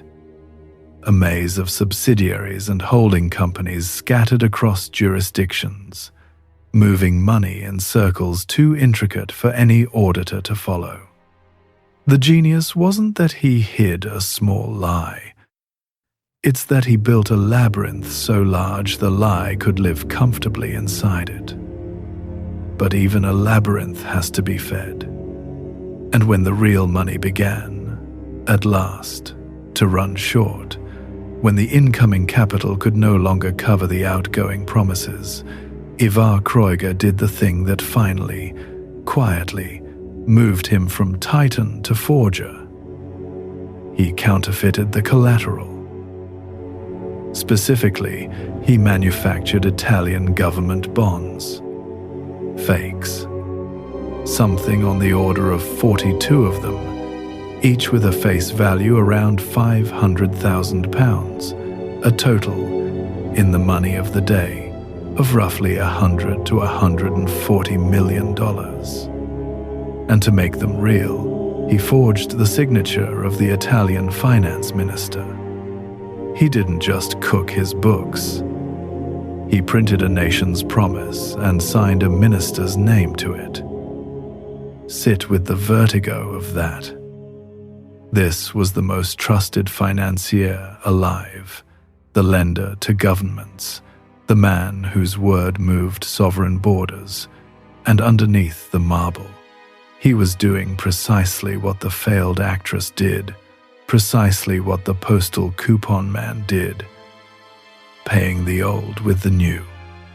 And when the new ran thin, forging the difference into existence with a counterfeit signature, he had become the collateral. He was the only thing holding the empire up, which is exactly why the empire could not survive anyone looking closely. And in the whole world, only one man knew the money was already gone. By the early months of 1932, the looking had begun. The empire was straining, the creditors were circling, and the questions were finally arriving at a volume Ivar Kreuger could not answer. Exposure was no longer a possibility on the horizon. It was days away. And on the 12th of March, 1932, in an apartment in Paris, Ivar Kreuger was found dead of a gunshot. His death was ruled a suicide. That is where his story ends, and that is all we'll say about the manner of it, that on that day, in that city, before a single auditor had spoken the word fraud aloud, the man was gone. I'll note, and only note, that his brother Torsten later argued it was not a suicide at all, but a murder. That claim has never been established. It is a family's contention, unproven, and we'll leave it exactly there, a question mark, not a conclusion. What matters for this ledger is the timing, because the truth about the empire, the fake bonds, the forged signature, the circular money, the hollow center, was uncovered only after his death, when a Price Waterhouse audit finally tore the labyrinth open and found nothing at the middle of it. Kreuger was never charged, never tried, never made to sit in a dock and hear the word fraud attached to his name in a courtroom. In life, he died the most trusted financier in the world. The disgrace arrived at the graveside, addressed to a man who was no longer there to receive it. That's the exit, the oldest one there is. He simply wasn't in the room when the bill came due. But here is the part that threads this whole night together, so listen closely. When Kreuger's empire fell, it fell hard enough to be felt across the world. The Kreuger crash, they called it, a shock rippling out from one dead man's forgeries. And that wreckage fed directly into something. It helped drive the United States to pass its Securities Act of 1933. It helped bring the Securities and Exchange Commission into being. It helped make independent auditing, an outsider, obligated to actually check the books, the law of the land. Do you feel the irony closing? The crash that Ivar Kreuger's death set off is precisely what forced the modern financial laws into existence, the very machinery that would, in the decades to come, catch the famous ones. The Madoffs, the Ponzis, whose names we remember. Fame, in this whole grim history, equals capture. The ones you've heard of are the ones the net finally caught. And Ivar Kreuger avoided both fame's punishment and the laws. He escaped the very regulatory world his own collapse helped create by the simple, final expedient of not being alive to face it. His story, so long half forgotten, is only now being adapted for the screen. A man who lent to nations and beat the law by writing it posthumously and never staying to read it. His death forced new law into being. The next man did the opposite. He didn't die, didn't flee, didn't hide. He stayed alive, in plain sight, entirely unbothered. And he beat the law not by making it, but by outlasting it. In Brazil, a man sold an entire nation cattle that never existed and simply waited for the clock to run out. The costume this time is the most reassuring one imaginable. Not a coupon, not a share certificate, not a coin you can't hold, and a face that isn't real. This machine wore a cow. A cow, the most tangible asset a human being can picture. You can see it. You can touch it. It stands in a field. It eats grass. It grows heavier, and then it's sold. There is nothing abstract about a cow, and that plain, four-legged solidity is exactly what made this one so difficult to doubt. Brazil, in the late 1980s. A company called Fazendas Reunidas Boi Gordo, Fat Cattle, offers ordinary people a beautifully simple proposition. You put in your money. Boi Gordo uses it to buy cattle, fatten them, and sell them at market. And your share of the profit comes to a minimum of around 42%. Over 18 months. You aren't gambling on some ghost in a faraway market. You're investing in beef, in livestock, in the oldest, most honest business there is. And then came the masterstroke, the piece that turned a clever pitch into a national phenomenon. The campaign was fronted by one of the most beloved actors in the country, Antonio Fagundes. and it landed during the era of a massive hit soap opera called Rei do Gado, which translates, "And you truly cannot make this up," to King of Cattle. Let me lay that out plainly, because the shape of it is almost too neat to be real. An entire nation gathered around its televisions each night watching a beloved drama about a cattle king. And during that very phenomenon, a beloved television star lends his face to a company selling shares in cattle. Cattle that, it would turn out, largely did not exist. The country was being sold invisible livestock by the smiling face of televised ranching itself, in the middle of a soap opera about ranching. Around 30,000 people bought in. There's a dark elegance to it, and, with all respect to the people who lost everything, it deserves naming. A whole country reached for the one asset nobody thinks to doubt, and never once asked to see the herd. Because there wasn't one. Not really. Not the herd the billions of reais were supposedly standing in a field somewhere representing. The cattle largely never existed, and the money that paid the early investors their glorious 42% did not come from selling fattened beef at market.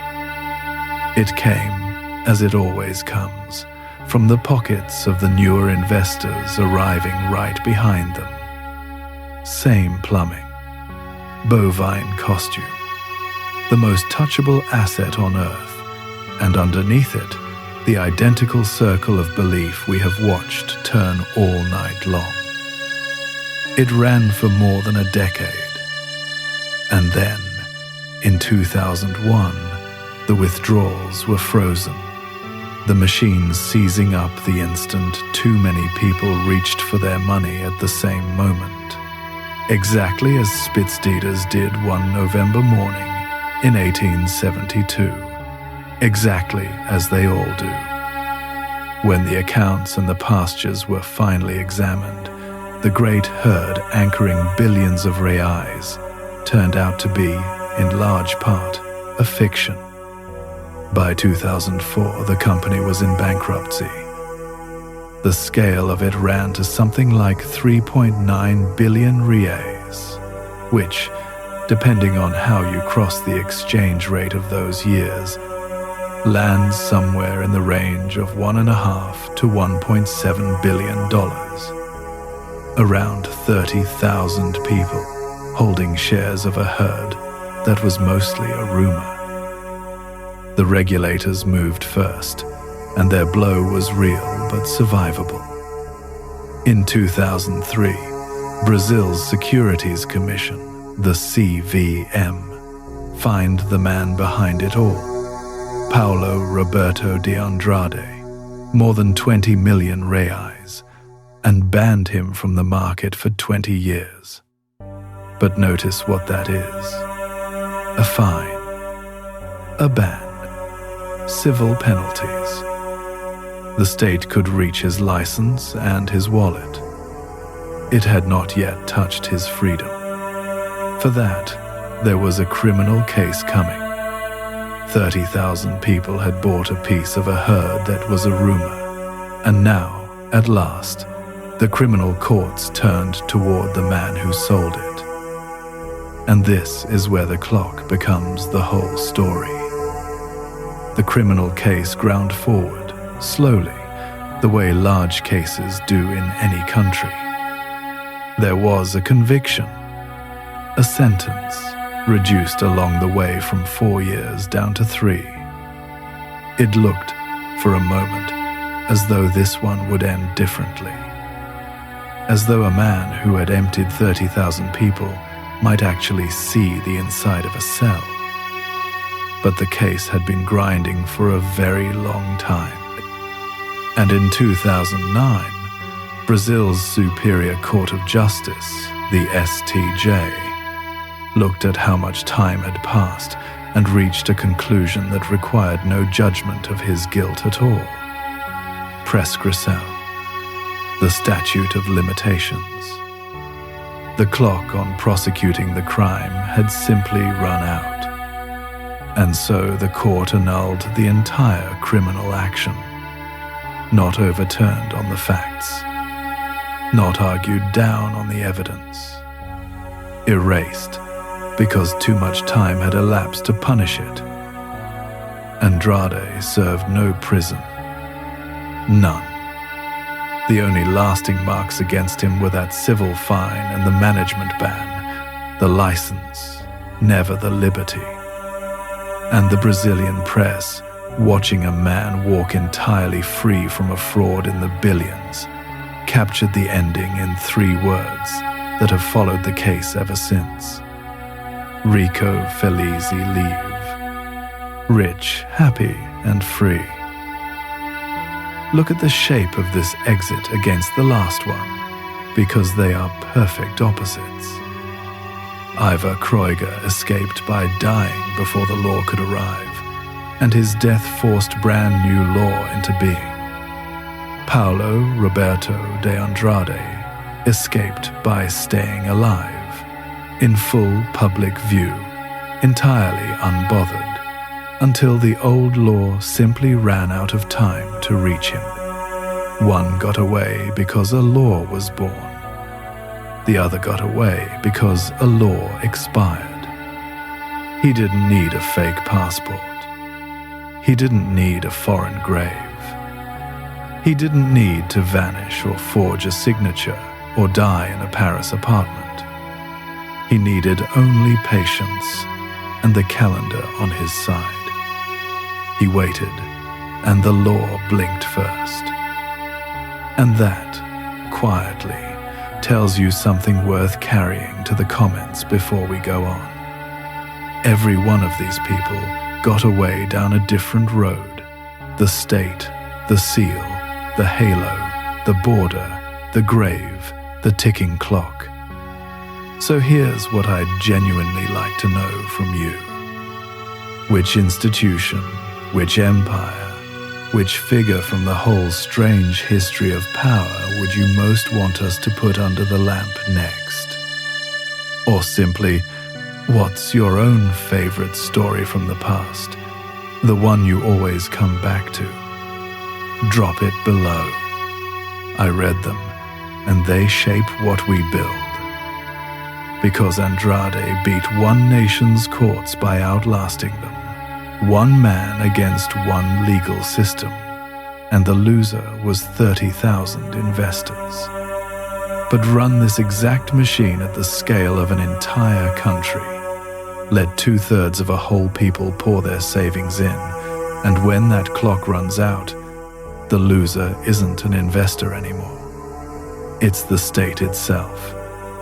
In 1997, in a small nation across the Adriatic, a whole country of pyramids collapsed at once. And the reckoning came not in a courtroom. It came in the streets. Every schemer we've met tonight found a way to stand between the crowd and the crowd's own money. This next one did something the others never managed. It didn't stand between the people and their savings. It swallowed the people whole until the crowd and the country and the machine were all the same thing. To understand how a con becomes a nation, you have to understand what Albania had just come out of. The early 1990s. For nearly half a century, Albania had been the most sealed, most isolated dictatorship in all of Europe. A country locked so tightly against the outside world that ordinary people had no memory of a functioning bank, no memory of a stock exchange, no memory of what money was even supposed to do when you weren't burying it in the garden. And then, almost overnight, the wall came down. The dictatorship fell. Capitalism arrived, This shining, promised thing that everyone had been told on the other side of the border made people rich. And into that hunger stepped the companies. Somewhere around 25 of them. Investment firms, they called themselves. And they made an offer that, to a people with nothing to compare it against, did not sound like a trap at all. 10% a month. 15. At the 1996 peak, some were promising 25. Now, you and I have heard those numbers all night. We know the shape of them. But think about who was hearing them there. A population 5 years out of a prison state, with no lived experience of what a real return looks like, watching their neighbors get visibly, suddenly wealthy. To them, a number like that didn't read as a swindle. It read as the payoff, the reward, the thing democracy had finally, at long last, delivered to a people who had suffered for it. You survived communism. Here is what you get. And here is the detail that turns the stomach a little.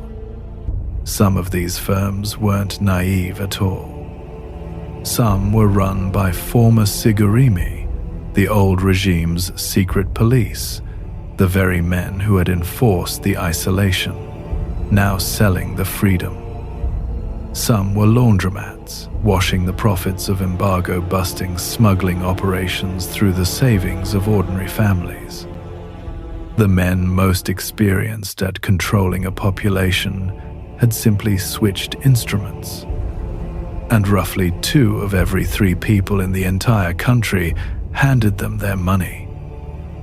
Sit with that fraction for a moment, because it is the whole story in miniature. 2/3 of a nation inside the same machine.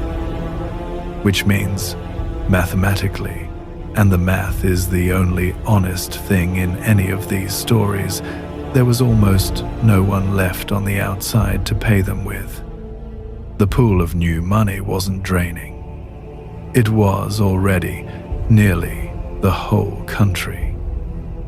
So what do you do when the returns keep arriving and the neighbor who bought in last month is visibly, undeniably richer this month? You find more to put in. And that is where the mania deepened into something almost unbearable to look back on. Families began to sell the things a family is not supposed to sell. The apartment, the cattle, the land that had been in the family for generations. Not because they were reckless, understand that, because it matters, but because the arithmetic in front of their eyes was screaming at them that staying out was the reckless choice. Why hold a house that just sits there when you could sell it, pour the money in, and collect 10% a month? Every cautious instinct had been inverted. Prudence looked like foolishness. Foolishness looked like prudence.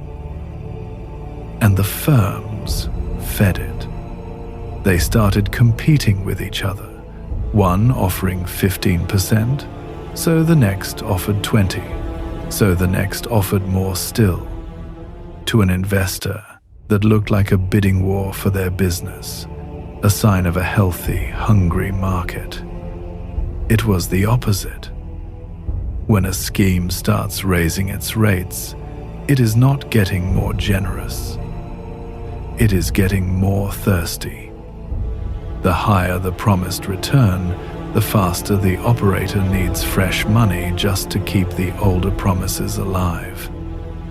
Albania's schemes all at once had become very, very thirsty.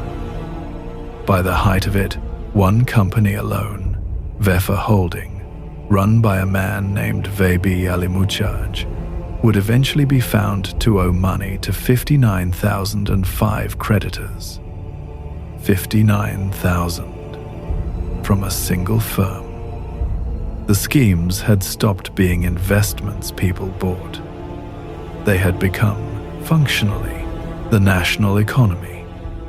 The wealth of an entire country had been converted, quietly, line by line, into the liabilities of a handful of men.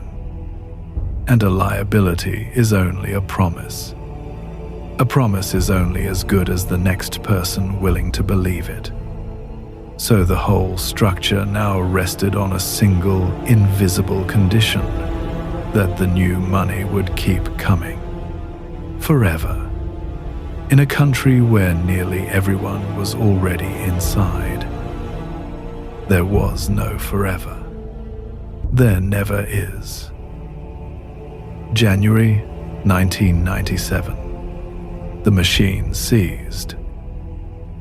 It began with a fund run by a woman named Maksude Kademi, known to everyone as Suja, a Roma woman whose scheme was among the first to run dry. She could not pay. And when a fund that has promised the impossible to thousands of people can suddenly no longer hand back what it owes, word does not travel gently. It travels like fire. Crowds gathered outside her flat, not investors anymore, but the betrayed, the ruined, the people who had sold their homes on the strength of her promise, standing in the street demanding the money that was no longer there. Around the 15th of January, her fund went down. And then the dominoes began. In that particular sick rhythm these collapses always have, each one knocking the next. By early February, a second major fund, Giallica, failed. And with it fell the last illusion holding the country upright, the slow, spreading, unbearable realization that the money had never really been there.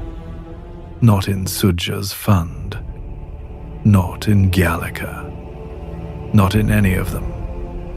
A whole nation, at roughly the same moment, understood that it had been paying itself with its own savings, in a circle, while a handful of men skimmed the middle. Then, a fund run by a man named Rapush Xhaferi collapsed in the town of Lushnia, and Lushnia did not gather quietly outside a flat. Lushnia rioted. And here is the piece that turned a financial catastrophe into a national one. President Salih Berisha's government had not kept its distance from these schemes. It had stood near them, tolerated them, benefited from the appearance of prosperity they created, let them run because everyone's money, including in ways the state's own interest, was tied up inside them. So when the schemes failed, the failure did not belong only to the operators. In the eyes of the people, it belonged to the government that had let it happen. The betrayal had an address now, and it was the state. A crowd outside one woman's apartment in January. By spring, that same anger would be standing in front of the army's weapons depots. Because that is what rage does when it has nowhere lawful left to go. It arms itself. Across Albania, the unrest became an insurrection. Citizens broke into military depots and looted them, and not of a few rifles. Of roughly 1 million weapons. A whole country's arsenal in the hands of a whole country's grief. And with that many guns loose in that much anger, the dying began. The estimates run to somewhere between 1,500 and 2,000 people killed in the chaos that followed, and we will name that toll, and honor it, and leave it there, because those were lives and not statistics. and the manner of their loss is not ours to reenact. We only note that the true cost of this machine, as of so many tonight, was finally counted in something no receiver could ever repay. The government fell. Berish's administration collapsed under the weight of it, and the disorder grew so total that a multinational force, Operation Alba, had to be deployed onto Albanian soil simply to restore enough order for the country to hold elections. No other scheme in this entire ledger did that. Mavrodi shook a country. Cabrera ruined a province. But Albania's pyramids brought down a state. It is the only time in this whole strange history that the loser at the end of the machine was not a group of investors or a town or even a nation's savers. It was the nation itself. And the men who built it? They exited, as they always do, down separate and unequal roads. Vehabi Ali Mutaj, the man behind Vefa and its 59,000 creditors, was jailed. Suja, the Roma woman whose fund broke first, was left to face the mob in the street, with no helicopter and no border, and nowhere at all to go. And then there was Bashkim Driza, a former secret policeman, running a fund called Populi, who did not stay to face anyone. During the riots, while a nation burned over money he had helped make disappear, Bashkim Driza was reportedly lifted out of the country by a United States helicopter. He fled to South America. He was tracked down and arrested in Montevideo in 2008, and then, before he could be extradited, in 2009, he slipped away again. Hold that image against everything the streets of Albania paid. 2,000 dead, 1 million guns, a fallen government, and one of the operators simply rose up over all of it in an aircraft and was gone. The losses here were counted in a currency no other story tonight can match, a whole collapsed state. And yet the cleanest personal escape in this entire video would turn out to be quieter than any of it.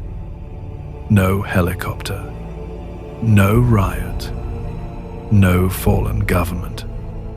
Just one man, a few thousand trusting foreigners, a single office, and a passport that wasn't real.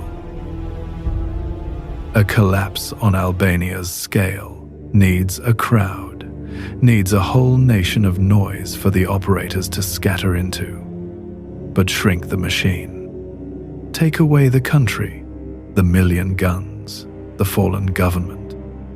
Reduce it to one quiet office, a few thousand foreigners, and a single patient man. And you don't get a smaller disaster. You get the cleanest disappearing act in this entire catalogue. His name was Luis Enrique Villalobos, and his costume was the strangest one yet, because it wasn't a lie people had to be talked into. It was a track record. 2 decades of being, apparently, the one honest man in a dishonest world. San Jose, Costa Rica. For more than 20 years, out of a money-changing operation, Villalobos ran what he called a circular loan fund. And his clients were a very particular kind of person, American and Canadian retirees who had come south to live out their years in the Costa Rican sun. Expatriates, trusting, far from home, looking for somewhere safe to park a life savings. He offered them a steady 2.5%, sometimes 3.5% a month, in cash. Around 42% a year, arriving quietly, reliably into the hands of people who had learned to depend on it. And here is what made it airtight. You couldn't just walk in. Entry was referral only. You got in because a friend, a neighbor, someone you already trusted, vouched for you and brought you in. The whole thing ran on secrecy and word of mouth. And to the retirees inside it, that secrecy didn't feel like a warning sign at all. It felt like the opposite. It felt like exclusivity. Like they'd been let into something the ordinary, suspicious world wasn't allowed to touch. The velvet rope wasn't a red flag. It was the reassurance. Somewhere between 6,000 and 6,500 people came to trust him with their money. He ran it with his brother, Osvaldo, the two of them known simply as the Brothers. And over the life of the fund, more than $1 billion moved through it. Now here is the trap folded inside the reassurance. Every single month, for 20 years, it paid. On time. In cash. Never late, never short. And that flawless, decades-long record is exactly why no one ever asked the one question that could have saved them. When something pays you perfectly for 20 years, you stop wondering how. You stop asking the only question that ever mattered in any of these stories. Paid with whose money? The answer to that question was the same as it has always been. New money paying old. The retirees, collecting their reliable cash each month, were being paid, dollar for dollar, with the deposits of the retirees who'd signed up just behind them.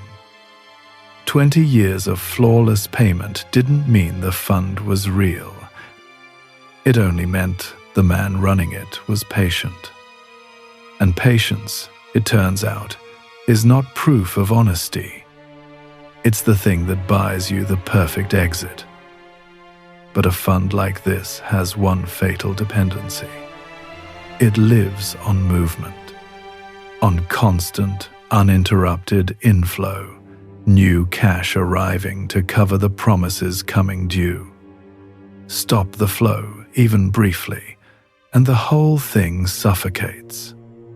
It doesn't need to be exposed to die. It just needs to be paused. And in the world after September of 2001, everything about the way Villalobos operated suddenly looked exactly like what the authorities were now hunting for. An opaque, cash-heavy, cross-border money operation moving enormous sums with almost no paper trail in the new climate of money laundering scrutiny. That was a siren. The accounts were frozen. That was all it took. Not a detective who cracked the case. Not a whistleblower with a smoking gun. Just a freeze, an interruption in the flow, and in 2002, the brothers collapsed. Because a Ponzi that stops moving is already dead, it simply doesn't know it yet. The retirees who had moved their entire lives to Costa Rica on the strength of that reliable monthly cash, who had sold up in Ohio and Ontario and come south trusting the one honest man, woke to find the honest man's fund had stopped. And a fund that has stopped never starts again. And Luis Enrique Villalobos, who had been patient for 20 years, was patient no longer.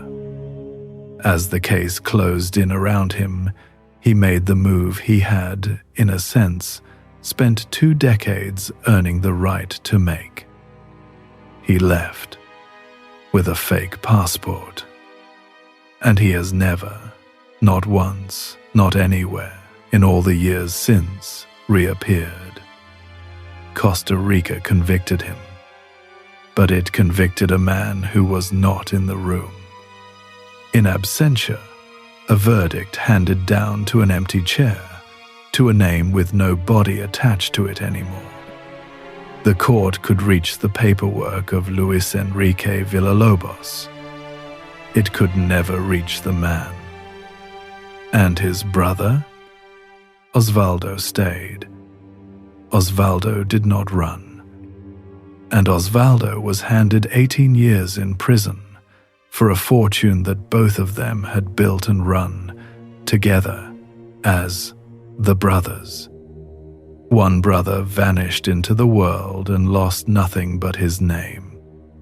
The other stood his ground and lost 18 years of his life. That is the whole brutal asymmetry of this ledger distilled into a single family. Stay and pay for everything. Leave and pay for nothing. As for Luis Enrique, the rumors are all anyone has. Some say Nicaragua. Some say Romania. Some say he has been dead for years. Nobody knows. The file has never been closed, because to close a file you need an ending, and this man refused to provide one. He is, as of 2026, still a fugitive, the purest, most complete personal escape in this entire video. A man who did not just get away with the money. He walked out of his own name and left it behind for his brother to serve. He vanished the old-fashioned way, into a country, into a silence, into geography itself. But the largest getaway of the modern age would need no country at all, no border to cross. She would vanish, instead, into a fortune that had never existed in the first place, chased across the whole earth by the FBI and a $5 million reward, and never, to this day, seen again. Villalobos disappeared into a place. There was, at least, a Nicaragua, a Romania, some patch of ground holding a living man the law simply couldn't reach. This last one disappeared into something stranger. She vanished into the future, into a thing that didn't exist, a fortune with no substance, a currency with no chain, a promise with, quite literally, nothing underneath it. Her name was Ruja Ignatova, and of every costume this machine has worn across 3 centuries, the parliament, the government seal, the yogurt culture, the saint's halo, the cattle, the synthetic woman named Ali, she wore the newest and the shiniest of them all. Cryptocurrency. Dr. Ruja, they called her. Oxford polished, brilliant, magnetic. A woman who could stand on a stage in a ball gown before a stadium full of people and make them believe they were watching the future arrive. Around 2014, in Bulgaria, she launched it. OneCoin. And she did not sell it modestly. She sold it as the Bitcoin killer, the cryptocurrency that would dethrone the original, the coin that would make everyone in that stadium early and rich, and part of the thing that was about to remake the world. She built it with a co-founder, a man named Carl Sebastian Greenwood, and they pushed it out across the earth through a multi-level marketing army. Millions of ordinary people in dozens of countries recruiting the next millions. And here is the detail that makes OneCoin, in a strange way, the purest fraud in this entire video. There was no blockchain. None. A cryptocurrency is, at its foundation, a blockchain, a public, verifiable ledger. The one piece of technology that makes the whole thing real. One coin didn't have one. The coin you bought, the coin whose value climbed so reassuringly on your screen, was nothing but a number in a private database that the company controlled and could change at will. There was no chain. There was no coin. There was a woman on a stage, and a number she could type to be anything she wanted, and millions of people who never once thought to check, because they weren't looking at the technology. They were looking at her.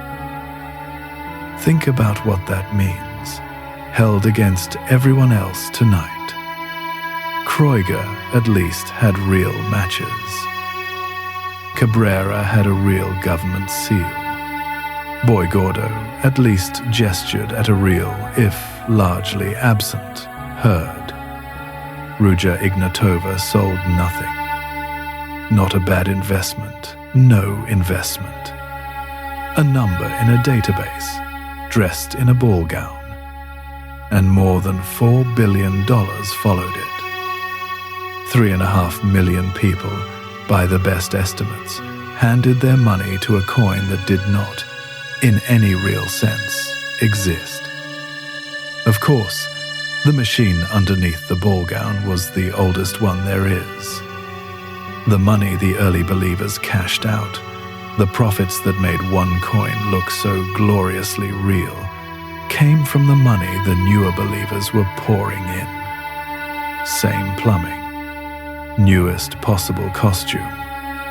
Pay the old with the new, and skim, exactly as a broke actress did in Munich in 1872, except now the skim ran to billions and moved at the speed of the internet.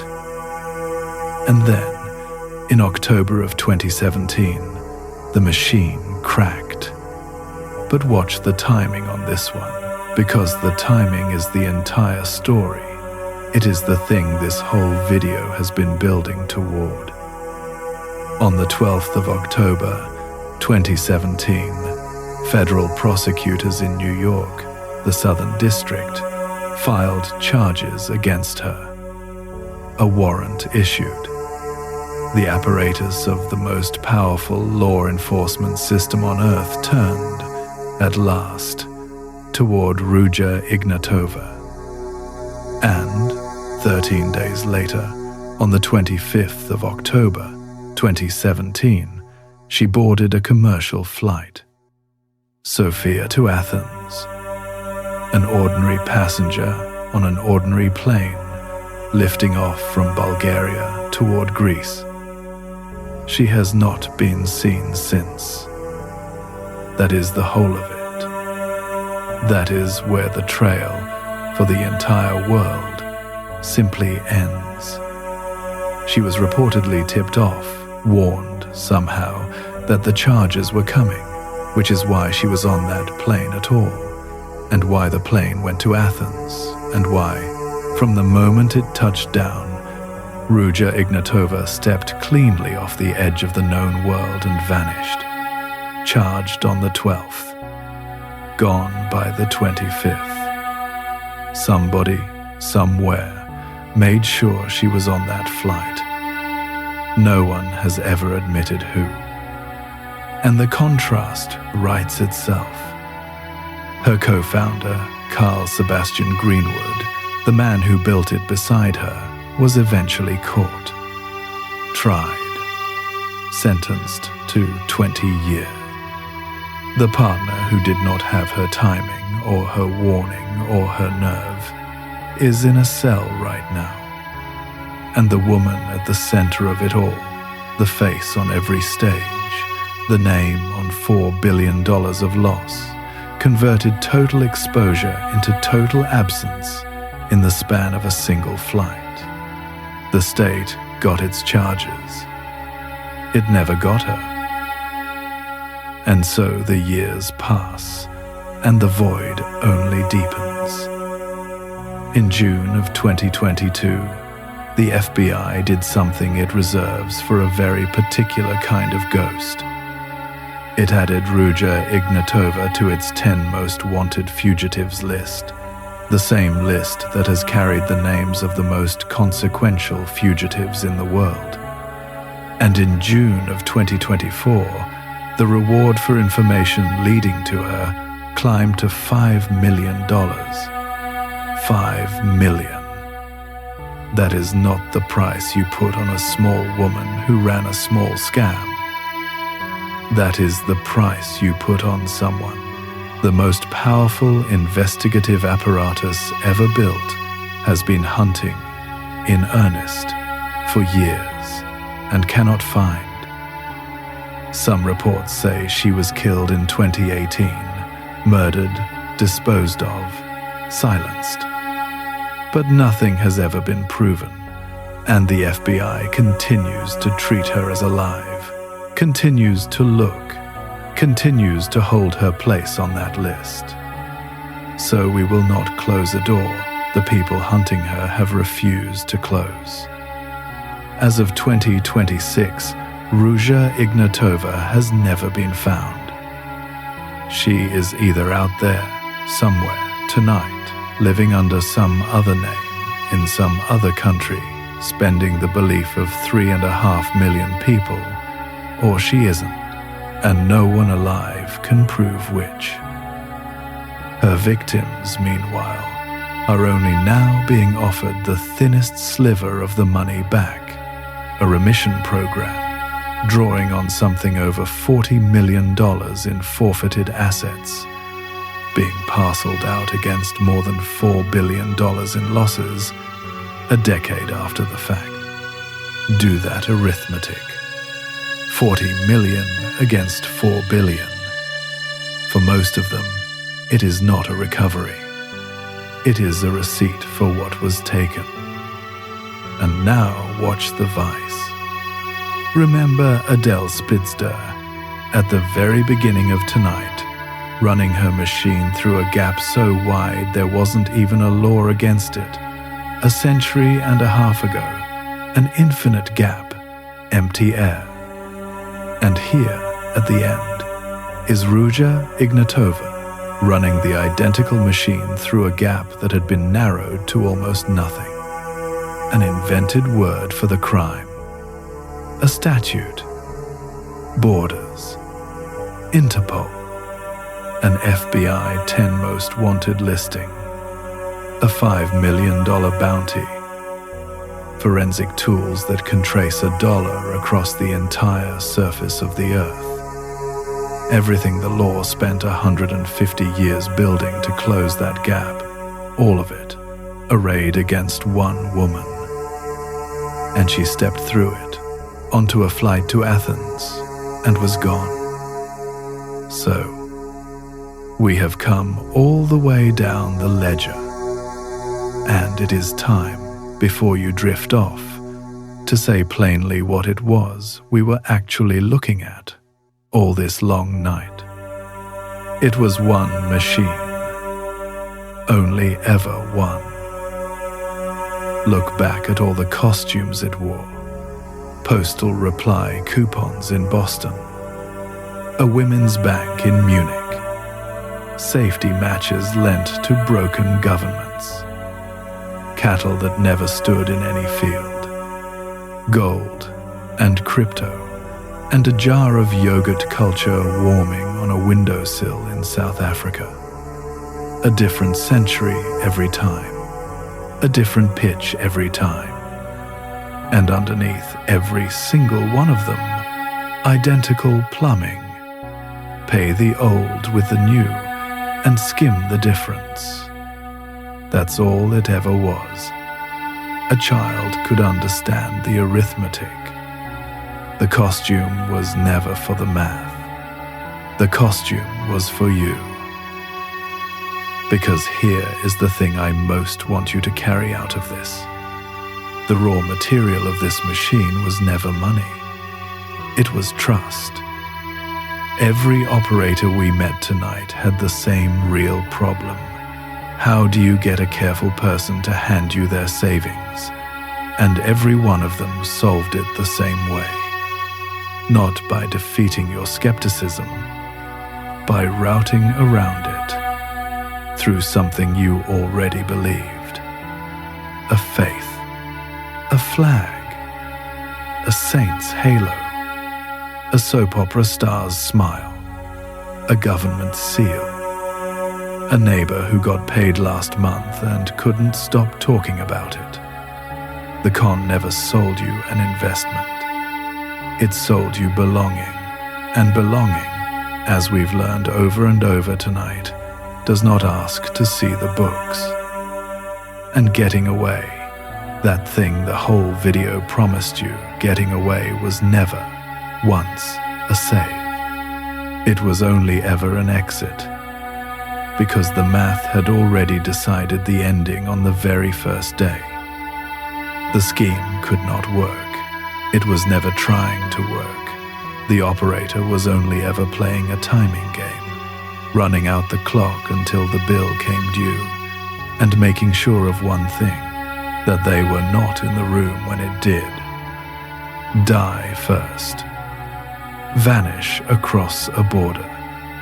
Outage the law until the clock ran out. Take a sentence so small it was really a receipt. Or build the machine faceless so there was no one there to arrest at all. 6 doors out of the same burning building. Every person tonight simply chose their door early and walked toward it while the rest of us watched the fire. And here is the shape underneath all of it, the real subject, the thing I asked you to hold at the very start. For 150 years, the law got faster. It invented the word. It wrote the statute. It drew the borders and built the Interpol notice and the most wanted list and the forensic tools that can follow a single dollar across the whole face of the earth. Every decade, the net was pulled tighter, and the gap never closed. Adele Spitzsterder walked through a gap that was infinite. No law, no word, empty air. Ruja Ignatova walked through a gap that was nearly shut, and still wide enough for one flight to Athens. The tools changed beyond all recognition. The arithmetic did not, and neither did the ending. Let me tally it one last time, the way I've been tallying it all night. Taken against served. The 2 famous ones, Charles Ponzi, Bernie Madoff, are in every textbook, and they served their decades in full. And the people on this ledger tonight, between all of them, every operator you met, they served a handful of years, total, against fortunes that dwarfed what the famous men ever touched. Mavrodi took nearly $2 billion and walked out the day he was sentenced. Uyar took a fortune and served 9 months. Andrade took billions and served nothing at all. And you had never heard of most of them before tonight. That is not a coincidence. That is the mechanism. Because, and this is the cruelest turn in the whole grim history, Ponzi and Madoff are famous precisely because they were caught. Fame, in this world, is the mark of failure. It's what happens to the ones the net finally closed on. The true escapees, the ones who really got away, are the ones whose names you didn't know when you sat down tonight. Because the most complete way to get away with anything is to be forgotten. So let me leave you with a verdict. Not a lesson. I'm not here to lecture you into sleep. Just one man's reckoning at the end of a long ledger. Of everyone here, Sergei Mavrodi understood the machine most honestly. He called his own scheme naked, out loud, in his own advertising. He told people to their faces that it was empty, that there was nothing underneath, that it was other people's money going in a circle, and still they came, by the millions, and still he died a free man on his victims' money. No one saw it clearer than he did. But the cleaner escape belongs to the two who simply disappeared. A man with a fake passport, somewhere in the world tonight, having left his own brother to serve 18 years for a name he abandoned. And a woman on a flight to Athens who stepped off the edge of the map with $4 billion of belief and has never once come back into view. And the quietest, most perfect escape of them all belongs to a failed actress in Munich more than a century before either of them. Because she beat the only charge that ever mattered, not on a technicality, not by fleeing, but because the world had not yet invented the word for what she'd done. She was first. She was never punished for it. And 150 years later, we are still running her arithmetic and still, somehow, surprised by the ending. Sleep well tonight, midnight magnates. And the next time the world offers us a return too good to be true, the ending is already written. You just watched it end 14 times. Since you made it this far, I'm glad you enjoyed the episode. If you would like to continue listening to episodes with similar themes, I linked them in the description below. You will also find a playlist of our most popular videos.